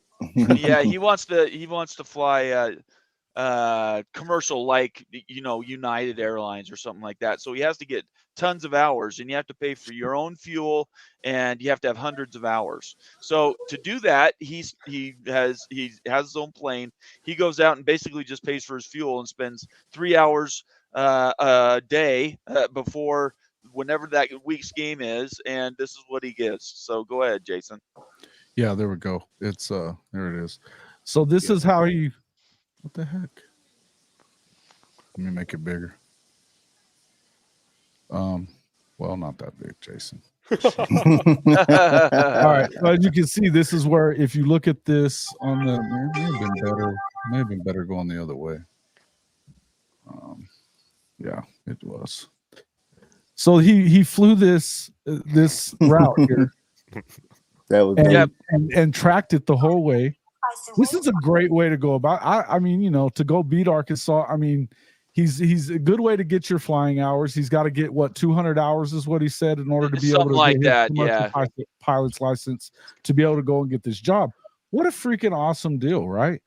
And I tell you, I hope that somebody from Oklahoma would, maybe we could hire this dude for the Red River game. I don't know. Well, I collected money last night on my show to pay for an at Big 12 Mafia flight. So I know he takes donations. He is for sale then, right? What's that? Dope, bro. He is for sale then, right? Well, he was for me. I don't know. I'm a BYU guy, so you might have to convince him. But if you want to take, I'm sure he wouldn't turn down money. I was about to say, Price is Right. I'm pretty sure exactly. do it. Listen, that's dope, though, man. Of all you fans in the comment section here, make sure that you go find your rich buddy booster out there. Make sure that we can get this Captain Butters, and we're gonna put a link to him. We need to get this guy for the Red River game. It's only a few weeks from now. He should definitely be running that out there, and that'll be awesome, man. Maybe it'll hit ESPN if we do it. Well, good stuff. I think it's awesome, man. And listen, you know, what a way to kind of, you know, he's getting his name out there. You know, it can't be a bad deal. I don't know who he's going to work for, but I would guess that somehow this ends up on ESPN, Fox, whatever, coming up pretty soon. I would think, just me. But very cool stuff, man. Very cool stuff indeed. I've been saying it a lot. I feel like BYU has an opportunity to be one of the major players in the Big 12 moving forward. No bigger than Utah. I think that Utah, BYU, and then I still think UCF is probably a few years away, but I do think that they're going to be one of the big time players as well. But the one that I really think, looking at this, and here we're going to go back to what I was saying before about some of the shit I'm tired of hearing. One of the major things is these guys are coming in here, and now you're looking at, for all the folks that said they were going to win 3 games, they're about to do that today. You know, they're about to do that today, and for no other reason than this. You know, let's go ahead and do this real quick. Oh man, what a knucklehead! They're not about to. They're going to. Oh yeah, for sure. Like, I think right now is the question ain't none of that. It's do they get to 8? You know what I'm saying? It's like that should be the question now. I mean, no doubt. I listen. I admit when I'm wrong. Like, I came in thinking like 4. I thought they would beat Nebraska. I didn't think they would beat TCU. They looked like the better team against TCU. I thought they would beat Colorado State, so I thought they would start out 2-1 and then win one of the Arizona schools. And I think they played Stanford. I thought that was the other one. And it's like, I felt like those 4 were the guarantees. And then their schedule, listen, they're a good team, but their schedule is not easy by any means. No. And by the time they play Utah, Cam Rising is probably going to be healthy, you know, that kind of thing. So I just think now it's on the table, like, can they get to 8 type deal? Well, you know what? Talking about their schedule. Well, let's listen into this real quick, though, Coach. Okay. Obviously, you had oh man, I grabbed the wrong one. That's the one I think with his response to the guy. I think Jason dropped off. He's trying to get it together so he can show this. I ain't gonna call him an idiot. I ain't gonna call him an idiot. Coach I.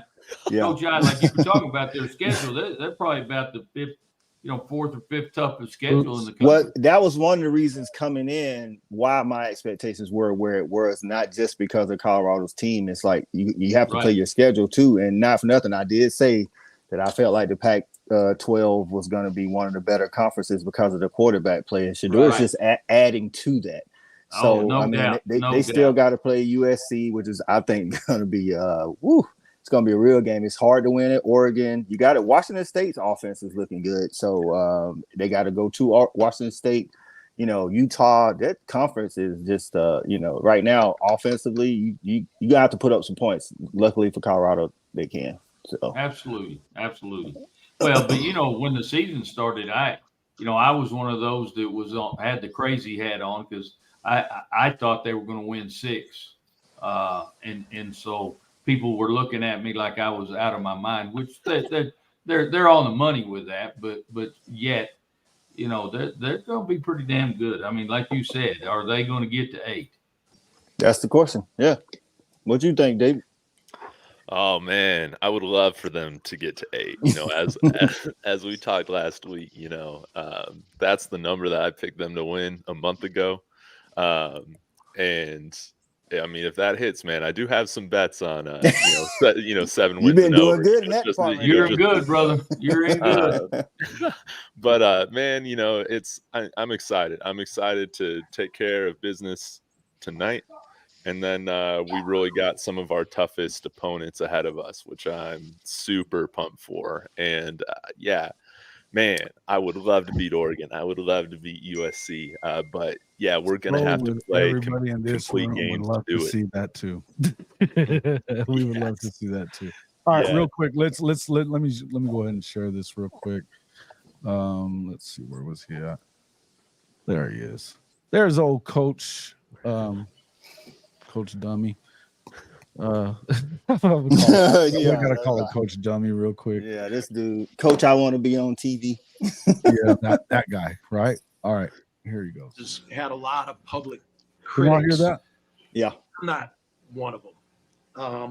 I really respect all head coaches and the sacrifices that they've had to make to become head coaches, especially African American coaches. And so I was happy to see Deion get his opportunity. I had to wait a long time to get mine. All right. All very nice. And then Bulger's getting from media and celebrities there we go. and That's not ESPN it. doing That's not the interviews one with the we wanted. CSU players and asking them about Prime and CU. By last night, Coach Norvell had enough. Here he was Here we talking go. about Sanders on Norvell's coaches show and the way that Coach Prime dressed for his press conference. And I sat down with ESPN today, and I don't care if they hear it in Boulder.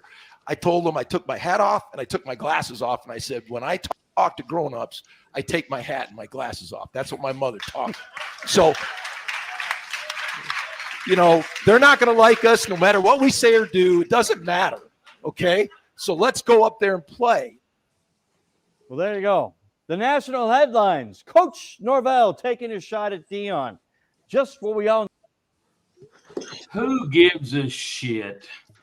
bruh. The fact that you're taking on your in-state rival and you're focused on somebody's hat and shades, like, come on, Hey, bro. man, brother, that just come say on. That just say I'm conceding the loss because they're better than us. So let me focus Yeah. on something else. Let's try to take your attention away from the fact that they're a better team than us. Yeah. But hey, they're gonna do- shout out They're gonna hand to us them an because they apple. got they got the players a bunch of free glasses. So And somebody's probably getting an NIL deal. Trying to get out here and be the best coach I can be. And I look up and I read some bull junk that Dan said about us. Talk to us. Once again, why would you want to talk about us when we don't talk about nobody? All we do is go out here, work our butts off, and do our job on Saturday. But when they give us ammunition, they done messed around and made it what? It was just gonna be a good game. They done messed around and made it personal. It was gonna be a great test, a battle of Colorado, but they done messed around and made it personal. So I'm minding my own business, watching some film, trying to get ready. Listen. How stupid was that? How stupid was that? Why know- the hell?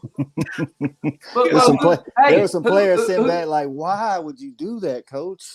but what? But guys, who have they played up to this point that hadn't talked shit about them?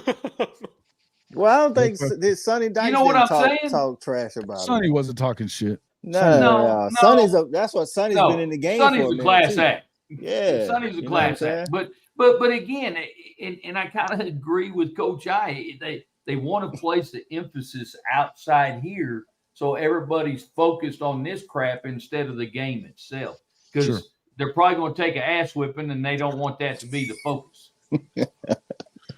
Yeah, but I mean, to me, if you're that coach, if this is you and you're Coach Norvell, now that's all you're going to ever be known for, because you're at Colorado State. The best thing you can hope for is to do a very good job, get an opportunity, go somewhere else. Now, unless you come out and like win 3 Mountain Wests in a row, you ain't never going to get another job. The only thing that anybody's ever going to remember is how you ran your mouth to Coach Prime in his first season, and they beat the shit out of you. Yeah. Well, and like I said, Jason, who gives a shit? I don't care what the hell you wear or what I couldn't care less. He talks about my mama taught me. Well, you know what? I didn't live with your damn mama. And so at the end of the day, you wear what the hell you want to wear, and I'll wear what the hell I want to wear. And then I'm going to whip your ass even if I wear my birthday suit, I'm going to whip your ass anyway. So listen, man, there must be a problem in college football with shades, man. You know, I think was it Tennessee stat guy that took a shot at Beamer for doing a social media post, you know, that he was having fun with the shades and stuff. So Kentucky, yeah. So then afterwards, he put on his shades after they beat Kentucky. So it's like, stop giving people ammunition, man. Like, just let them. You show up. Quit. Like Kirby Smart say, talk with your helmets, man. Don't let all that stuff go. Quit being the Brian Kelly kind of guy. Just shut the hell up and go coach them up. It's crazy, Dave. Come on, come in here. Let's put the shades on, Dave. You got to be loving this shit. As a CU fan, put your shades on and talk to us. Oh man, yeah. Because let me talk to you how my mama raised me, right?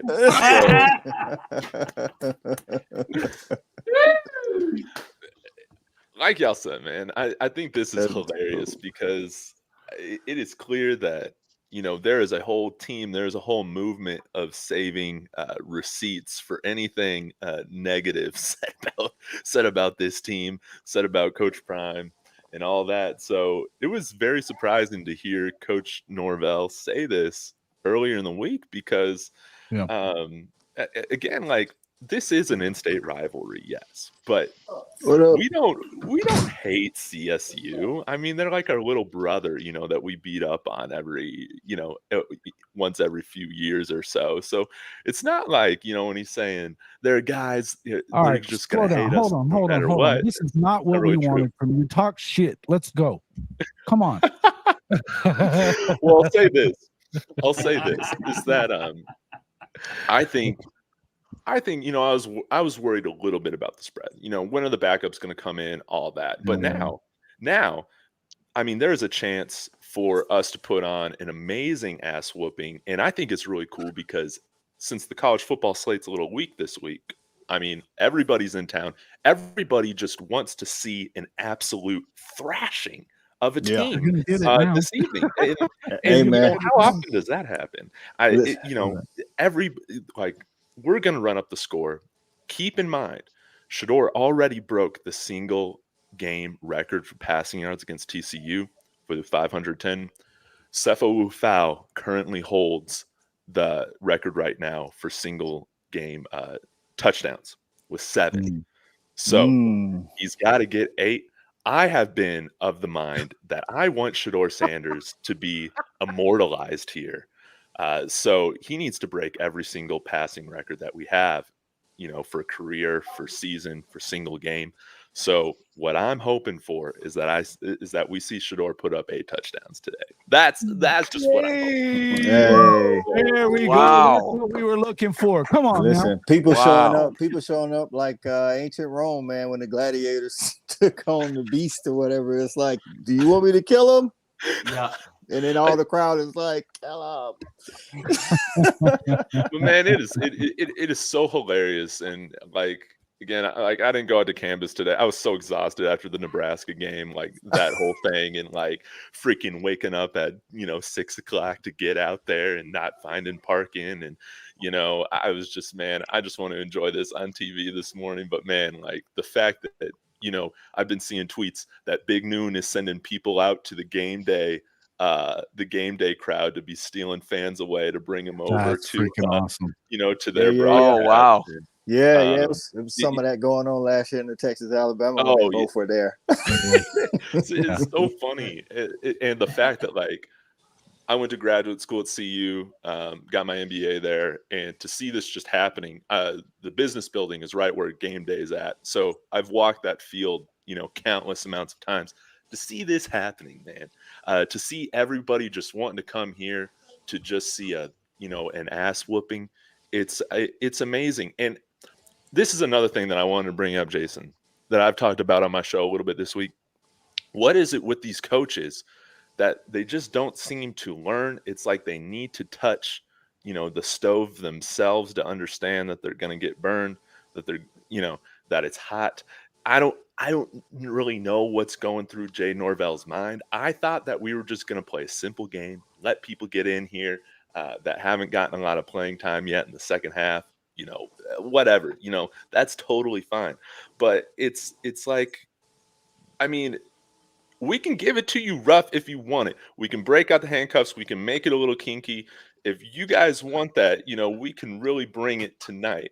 And that's what we're going to do, man. We're going to bust out, all the thrills, man. That's what we're going to do. Oh, I love it. I love it. And I hope y'all do.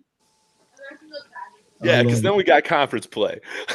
Listen, and that's it. Going into this is, I think that anything, if you were, a lot of teams would maybe be worried about kind of looking ahead. You've got Oregon coming up next week, and then the week after that, you've got USC or SUC. Excuse me, SUC. It's always SUC, as you can see, right? Now, because of this, I mean, I really think that Coach Prime ought to be sitting over engraved thank yous for making sure that his team does not lose focus here.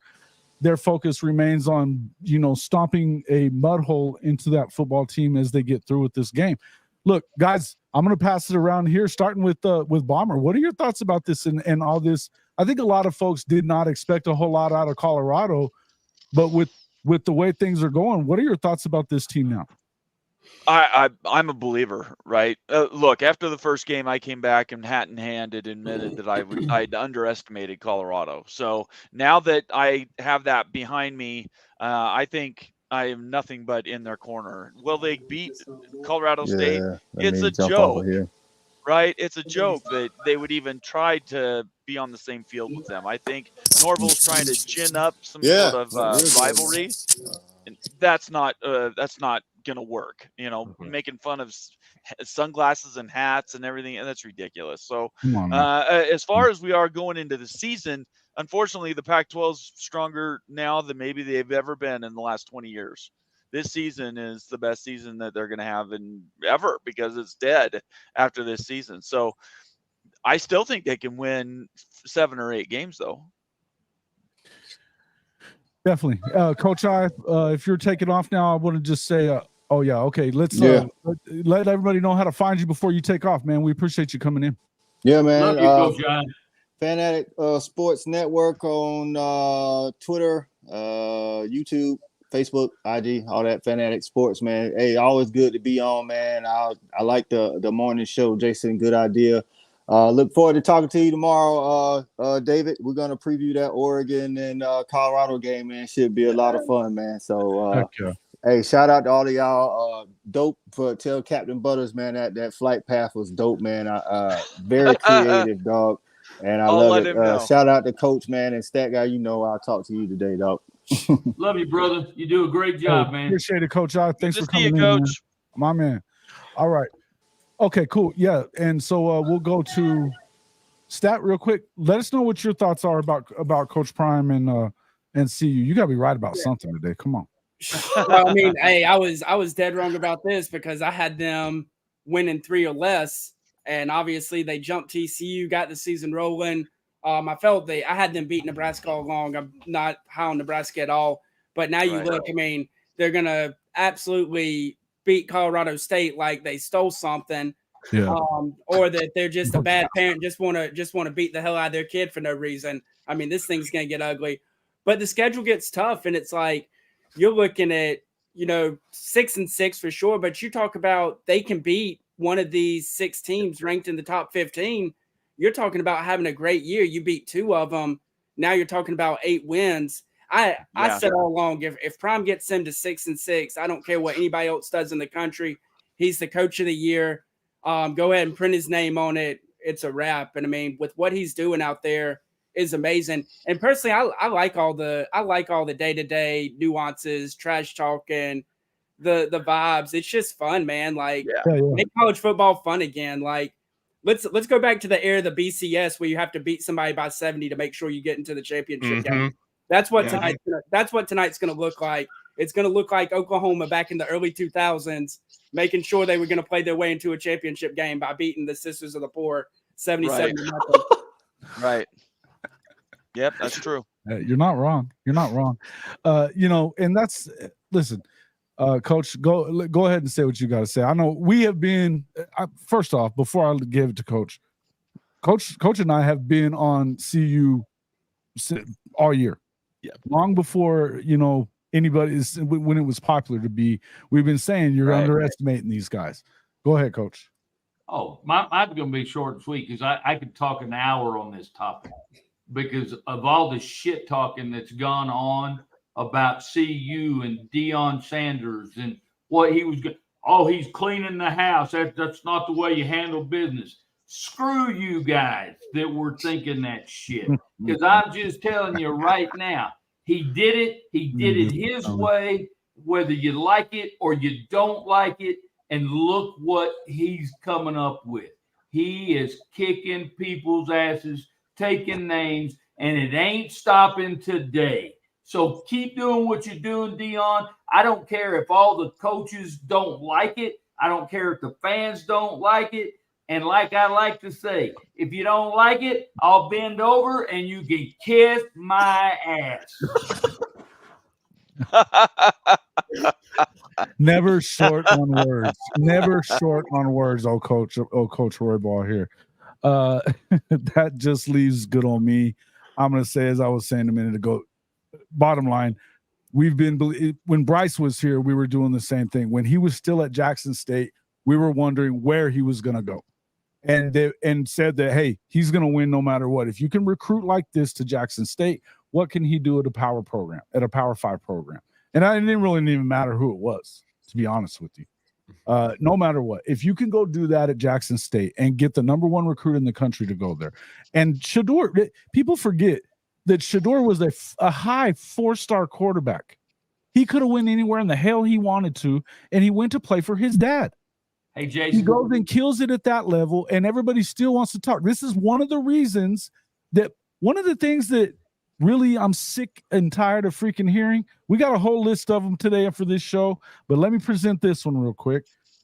Bottom line is I've been sick and tired of hearing this. This is one of the bigger ones. Coach Prime in Colorado won't win more than 3 games. And now they haven't played anybody. The goalpost is moving. The goalpost. Stop moving the damn goalpost, people. Yeah, stop moving the damn goalpost. This guy has done nothing but prove you wrong at every step of the way. You may. What are we going to get to before you shut up? Right. Because to me, you can when they get to their 6 wins or 7 wins or 8 wins, then it's going to be, well, they're not going to win the Pac-12. You may end up being right. They're not going to win the national championship. You may end up being right. But shit, what do you expect? They were 1-11 a year ago. 1-11. Yes, he went in there and cleaned house. He needed to clean house. Guys, we had a safety starting at quarterback for us 3 years ago. Yeah, it's crazy. Yeah. It's well, and Jason, let me just say this, Jason. Those people, and some people are even questioning Shedeur. And come on, guys. Pull your head out of your ass. Do you know Brady? Do you know where he came from? Did you ever watch Primetime play? Did you ever realize what kind of athlete Primetime was? Well, guess what? His son came from him, and the chances are he's going to be pretty damn good. Yeah. Duh. Yeah. Okay. Yeah, I'm with you. We got to let Stat get out of here real quick. Stat, Okay. we appreciate you coming in, my man. It's always great to have you on here. You came in here and you've taken your licks from these OU folks, and I appreciate that out of you. Hey, I appreciate Hey, y'all make sure y'all come to the Saturday night snap count tonight, 10 p.m. Eastern, over on the Fanatic Sports Network. I'll be there ready to take my licks if y'all somehow are able to pull the upset and beat Tulsa. Y'all have a great day. Hey, go Cox. Upset the world, baby. I love it. Got out of there quick. I love it. Yeah, this is awesome. Hey, guys, again, thank you so much. If you're new to the program, hey, I'd love it if you came over to CFB-pod and subscribed, hit the like button. Make sure that you hit the like button, especially over on David's end. We're happy to have all you folks in here in the stream. But get in there and check us out. And look, there's a lot of really good creators been on this show. Make sure that you just saw Stat Guy and then Coach I from Fanatic Sports Network. Make sure that you get over there and check them out. They have some of the best college football coverage in the country, period. They're Georgia fans. And and Stat Guy's a South Carolina guy, but they are SEC guys. They are among the best. They have a show on Tuesdays called Respect the Hedges. It's got a bunch of former Georgia players on it.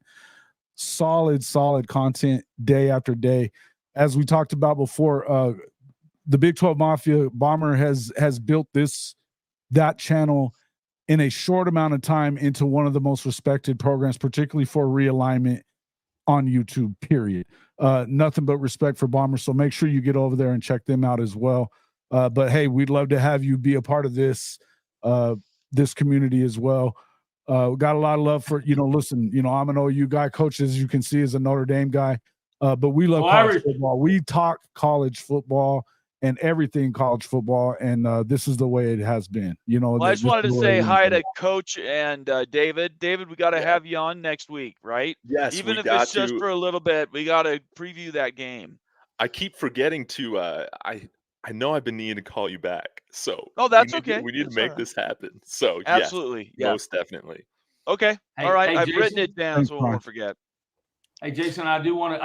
I want to mention to a comment Hank put up earlier about my Speedo, my Irish Speedo that I have. He talked about my 4-leaf clover. It's actually only a 3-leaf clover. Oh, geez. But the extra leaf belongs to me. I'm not even sure what that means. Love you, Hank. Love you, Hank. It sounds wrong. You don't want to know, brother. I don't even know what to say here. I'm not going to say anything. I'm just going to let that one go. All right, very good. Yeah, and so obviously the other, let's see. They were talking. I cannot forget about Norman. He's usually on the show. He's actually spending time with my mom though today, so he's not with us. So, if you come around, you get to see Norm. He's the mascot for the show. So anyway, yeah. Hey, thanks a lot. We appreciate you guys a lot coming in. Make sure that you hit that like button though. So again, that was number 2 on what we're talking about on stuff I'm sick of hearing in college football. The first one, of course, we were talking about. I'm sick of seeing people writing off Coach Saban over one game and a loss to Texas of all things. So that brings me to the next thing.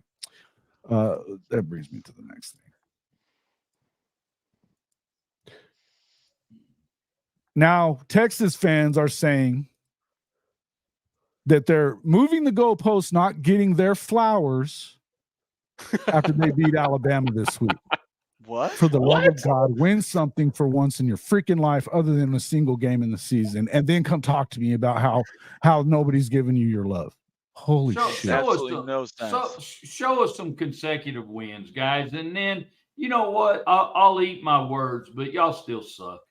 Yeah, listen, I mean, look, and I'm not even, we just got done saying that nobody wants to hear about, how they're going to run off and, that all of a sudden, Alabama, you're going to put Coach Saban out to pasture and stuff.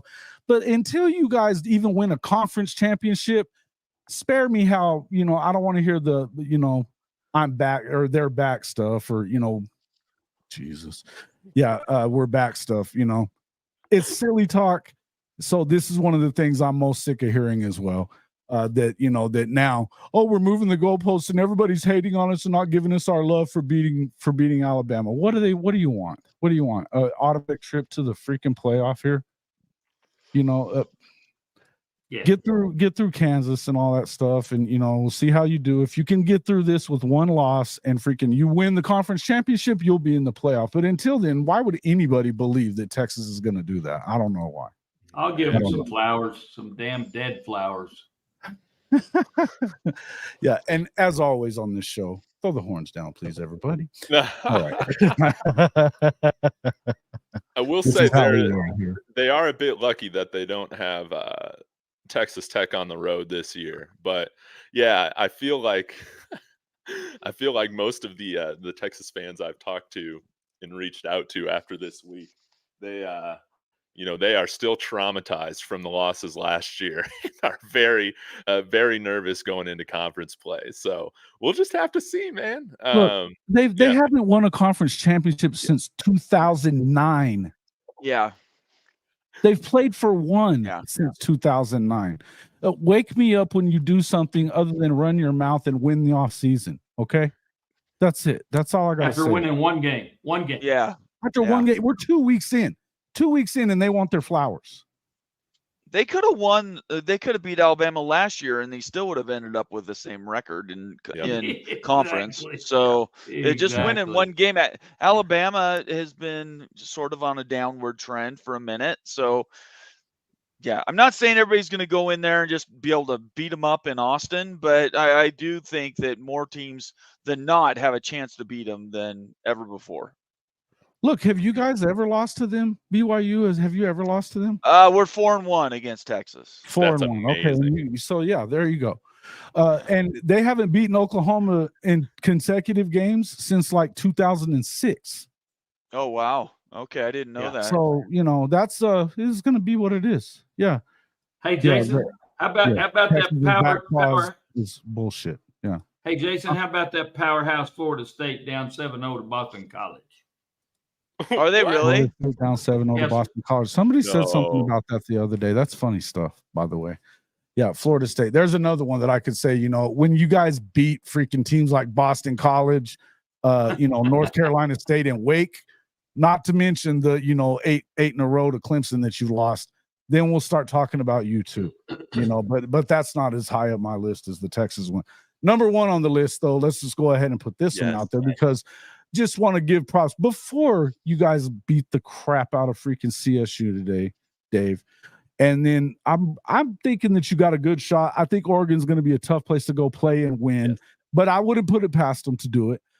They gave up a lot of points at Tech last week. Tech doesn't have the quarterback that CU has. No. They don't. So I give them a puncher's chance there too. Okay, yes. I do. Here's the other thing but the one that we really want as Oklahoma fans, go beat the crap out of SC. SUC. As you can get this shirt in our don't forget, you can get that in our pod merch store. But here's the last of those ones that I wanted to share. Things that I am sick of seeing or hearing from college football. USC is quietly playing better defense. All right. Quietly? Yeah, quietly, my ass. Quietly? I don't know about quietly is a true statement, though, guys. Yeah, that's true. Freaking silent. They're silent. Yeah. They're quietly playing defense. Yeah. Right. Yeah, I think that's crazy. Quiet. So you don't quietly play defense. They've played Stanford, Nevada, and San Jose, which Nevada put up more points and yardage on SC than they put on Montana. Okay. San Jose State, which was a middling Mountain West team a year ago, put up 28 on them, 21 in the first half. They rushed for over 200 yards. Stanford is trash. They don't believe in NIL or the portal. And so, they lost 56-10. Why did you give up 10 to them? They're quietly freaking get the crap out of here. Until Lincoln Riley has a defense that, look, his defense and the lack thereof is going to be very evident in the next 3 or 4 weeks. Let's look at the rest of their schedule here. If Lincoln Riley is your head coach, you can automatically guarantee you will not be playing defense on that team. No. And what is up with his allegiance to I'm forgetting his name, the D coordinator? Alex Grinch. Yes, Grinch. Alex Grinch. I don't understand. He doesn't care about he doesn't care about defense. Oh, that's crazy. That's absolutely crazy. Right. I mean, at the end of the day, if that's not the only thing they're putting money into for the next 5 years, Lincoln Riley's going to get chased out of there in 4 or 5 years because they're not going to win more than 8 or 9 Riley's games. gone after this year. He may leave with Caleb Williams this year. Lincoln Riley is gone. That is quite possible. Yep. I'm not saying it's not. I could definitely see it. But here's the thing. The bottom line is no matter, they've brought some guys in, right? They've brought some guys in and done some of that stuff. But the bottom line is number one, they have a yoga instructor for a strength and conditioning coach, and they have a terrible defensive coordinator that got run off from Ohio State and it was about to get run off from Oklahoma, right? Because they were not improving whatsoever. And look, when you let some of the talent that they've allowed get out of there, like we're Big Dave Uyunglele is a big friend of our show. Right. How in the hell does Mateo get out of there? How does he get out of there? He's right down the road. Mm-hmm. I don't know. Big difference on that team. It's so freaking hilarious, right? It's just look. Bottom line, I'm just gonna say I'm sick of hearing it. I'm sick of talking. When you actually go put something out there, then let's talk. But I don't want to hear anything about suck. Yeah. Hey, look, the last half of that schedule. It starts with Colorado next 2 weeks from now. Yeah. And then it goes Notre Dame. Then they got Utah. Then they got UCLA and Oregon and freaking Washington. Yeah, they're lucky that they don't have to deal with Oregon State because Oregon State would beat the shit out of them this year. Yeah. They played them to 6 points without a quarterback last year. Yeah. Now they got DJU. That's why I never thought that they were like people were picking them to win the conference, man. I just couldn't. They're 8-4 at best, man. Watch and see, folks. All you Colorado folks that are here for Dave, we appreciate you. Make sure that you bookmark that. I said it. 8-4 USC. Let's go. Yeah. I mean, that Notre Dame game is going to be awesome. Yeah. And I didn't even bring up Notre Dame. I'm sorry, Coach. Please go ahead with that. By all means, I would never take that from you, by the way. No, buddy. You're great. No, Notre Dame has another scrimmage today. Before we play a real game next week, and so we'll go into next week 4-0 and playing a good Ohio State team. So until we play an Ohio State, guys, I'm not going to talk about how tough our schedule is because our schedule is early. Our early schedule is weak. Now once we hit next week and hit Ohio State, then it gets continually tougher through the rest of the season. I mean, because there's a lot of games that we could trip up on in there with some decent football teams. But you get them at home too. You get that SEC team at home, and that's the thing I like about Notre Dame. And we've been saying it. I feel like they are one of those playoff contenders too because of the fact of how physical they play. Yeah. And you got a quarterback. I agree. They're playing very physical. I'd like to see our O-line step up with just a tad more at the guard position. So I don't think our guards is playing as well as we need to. But guys, we have a bevy of running backs. All those receivers they talked about that they weren't worth a shit. Well, they weren't worth a shit because we would never get them the football. Ask Buckner. He'll tell them today when he's throwing for Alabama and they're picking everything off. But, we're Sam Hartman. You know what Sam Hartman's brought to this football team. He's been playing in college football for 21 years, and we're excited. We're excited to have that expertise. So we're going to be fine today. I say today 52 zip. Whoa. Okay. Loving it. Coach, All right. Coach throwing it down. That's all I'm saying. Love it. You got some money on the Sam Hartman Heisman. Actually, I do. Actually, I I actually have. If Notre Dame wins the title, I'll make about 15 grand, and if Hartman wins the Heisman, I'm gonna make another 5. Let's go. Well, there I you love go. that. I think There if you they win go. the national championship, he probably won the Heisman. Exactly. Right? That's what I'm saying. And you know what? I'm gonna have a great damn vacation on that one. Oh yeah. I would think. Just so everybody knows, thank you for the score update there, Stephen. GK State, Mizzou are at 7-7 already, right into this, right into the game, just getting it started. K-State going down today. I'm doubting that, man. I don't buy into Mizzou. I don't buy into Mizzou. David talks about us 1-16 against SC. Hey, the one is the only one that matters, bro. That's right. It's going to be the only one you're that only matters as good if as your that goes last game, down, right? Yeah. Hey, Jason, I got to get. Yes, I got sir. some stuff to do this morning, but I appreciate your invite and Man, I having me appreciate you come coming on. in, Bomber. Appreciate that. You bet. No problem. That's We're fine. going to be Bobby, on. you're a good man. You You're bet, a Dave. good We'll see man. you later. Okay. Are you going Thank to you, be Coach. on Coach I's show tonight? The snap count. Well, BYU plays late, so Late game. there's a Okay. good chance Hey, that I'll be Well, watching football. jump in with us and give us an update or something towards the end if it starts looking good. If I think Go- about it, it all depends what the score is. We'll have to see. Go Okay. BYU, baby. Let's roll. Thank you, Coach. Cool I for you guys. appreciate that. You We'll guys be have a rooting good for you. Saturday, and I'm rooting for you guys' teams as well. So we'll see you later. All right. Okay, man. Later, All buddy. right. Peace Thanks, out. man. We'll see you. All Later, right. Bob. Bye Make bye. sure to get over there and check out Nathan Bomber Brown at the Big 12 Mafia and the Holy Rivals channels right there. So, yeah, awesome stuff. Thanks a lot. Hey, shout out to all the CU fans for popping in here and following in Dave, man. I mean, hey, we appreciate that, guys. Man. Almost like my Hall of Fame Mafia, just follow me around everywhere we go. So we appreciate that a lot. And I hope all you guys, please do jump in, hit the like button if you don't mind jumping over to both sides, both streams, and hitting that like button. If you like what you see, we talk college football about everybody all throughout the country every week.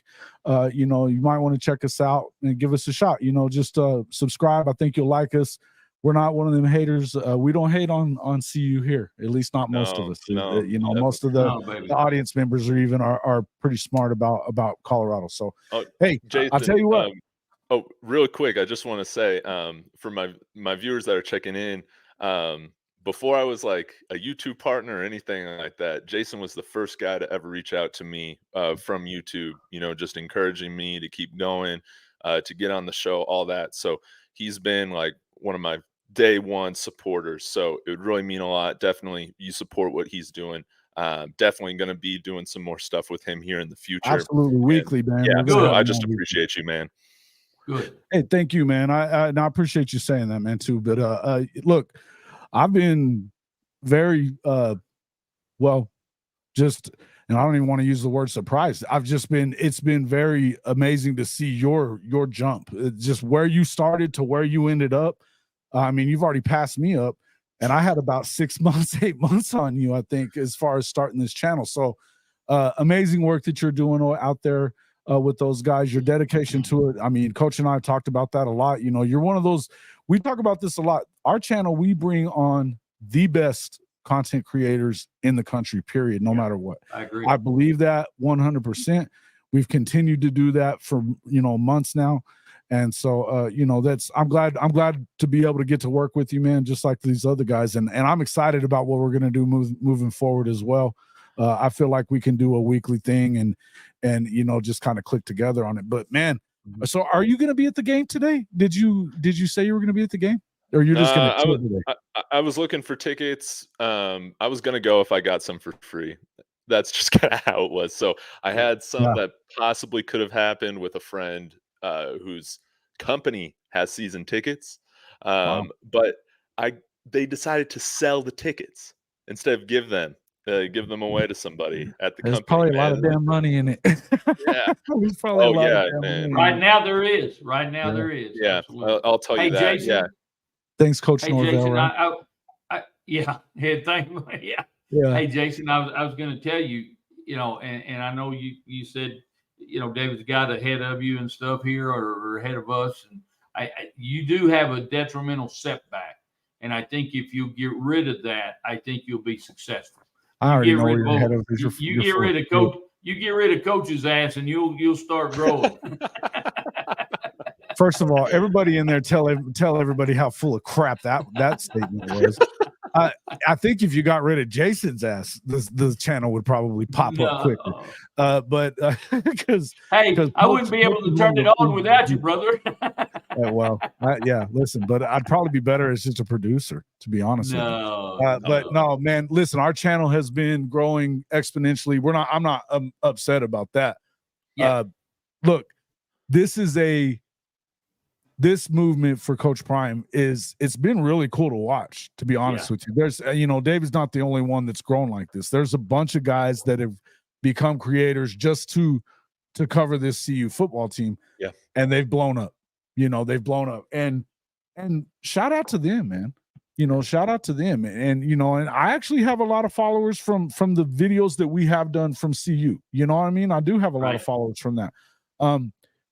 But I mean, again, and we're a national show. We want to do it as a national show. But I mean, I have no problem with what's going on here whatsoever. And being, I enjoy watching good content. He puts out good content, period. Oh, thank you guys. Yeah, I mean, absolutely, that means a lot. And I will say, it's a unique thing, because I feel, and I say this all the time, like, I don't care if, you're a diehard fan of another team, like, there's always room for you to jump on and enjoy this whole CU ride, and that's what's been so much fun with the whole thing. We got my biggest cities that watch my stuff: Atlanta, Dallas, and Houston. Denver isn't even in the top 10. So it's been really cool to see what's happening, just everything. We are America's team, man, because I feel like unless you're a Nebraska fan, I mean, you wanna see this thing, but I mean, they got to put up with seeing us on game day and Big Noon the rest of the year. I feel like I think it's going to happen at least once or twice more, right? I mean, if they win next week, you could figure that they're going to be there 3 weeks in a row, probably. Yeah. Wouldn't surprise me. Yeah. Look. I mean, it's just look at ESPN and Fox. They're fighting over them. They're sending both Big Noon and Game Day were there today. Yeah.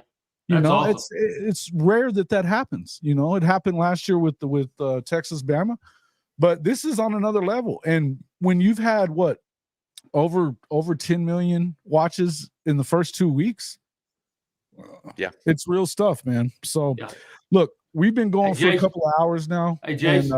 And, Coach. Jason. So Boston College held off a drive from Florida State, so it's now 7-3 Boston College. Wow. This is going to be a game, boys. It's going to be a game. Look, as I said, and here's the deal with Boston College. I don't know how good I don't know that they're going to win this, but this tells me a lot about that number 3 ranking they got sitting next to Florida State's name. I don't buy it. I didn't buy it. It tells me that they're probably, maybe they're looking ahead at next week when they play Clemson. I don't know, but they're not done with Clemson yet. I mean, Clemson, they haven't beaten them in 8 years.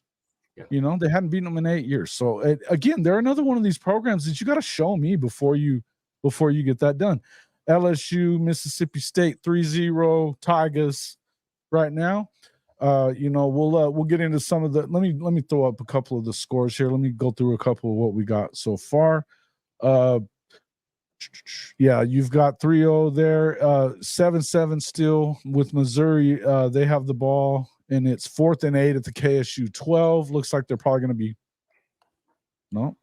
I don't know what they're going to do there yet. So it's 7-7. There's got a 4th and goal going in. Let's see. That's the only other game going on right now. So Penn State, Coach. Penn State, Illinois are knotted at 0 still. Still 0. Yeah, and that's already 9 minutes. 6 minutes into the game. Yep. And then you've got Missouri did kick the field goal there. It's now 10-7 Tigers there. I would be surprised if they hold on for much longer there. Watching that game right now. Okay, guys, we have been going for a couple of hours now. I want to thank our guests, all of our guests for coming on today. Jay from Unfair Sports. We also had Bomber from Big 12 Mafia. We had Fanatic Sports Network. Make sure you go and check out Coach I and the Stat Guy over there. And then, of course, so happy to have David Neal of David Talks Buffs. Hey, Lots of fun to have all you guys in here. This was our first edition of the Sooner Game Day type of deal we're trying to do. We're going to kind of rein it in, be a little shorter on the next couple of them, but I appreciate everybody popping in here. If you hadn't already hit that like button, please make sure you wipe your feet before you come in my house and hit that like button. It helps with our algorithm all the time. We appreciate that. We have another live stream coming up on Tuesday night. I will also, next week's Sooner Game Day deal or Sooner Kickoff show will be from Cincinnati. I'll be heading out there to go see Oklahoma take on the Bearcats in Cincinnati, see what they can come up with. And hey, I'm excited about all of this. Excited about this season, man. We're going to have a lot of fun watching a lot of football. And I think this is as big a toss-up year as we've seen in a long time. Agreed. I think that you got a lot of teams that have a chance to make some noise in college football moving forward. We appreciate our family coming out and watching us. We will, hey, make sure you get out there. It's David Talks Buffs everywhere on social media, including right here on YouTube. We are at CFB-pod for all you folks coming from CU. Checking that out. If you want to come and check us out in the future, we would appreciate that. Guys, thanks again. Thank you, Chicken. Love to my boy Norm, and he'll be out on Tuesday as well with us as well. So thanks again, and we will see you guys on the next one. Go Irish! Let's go Buffs. Well, hell, then let me throw them horns down.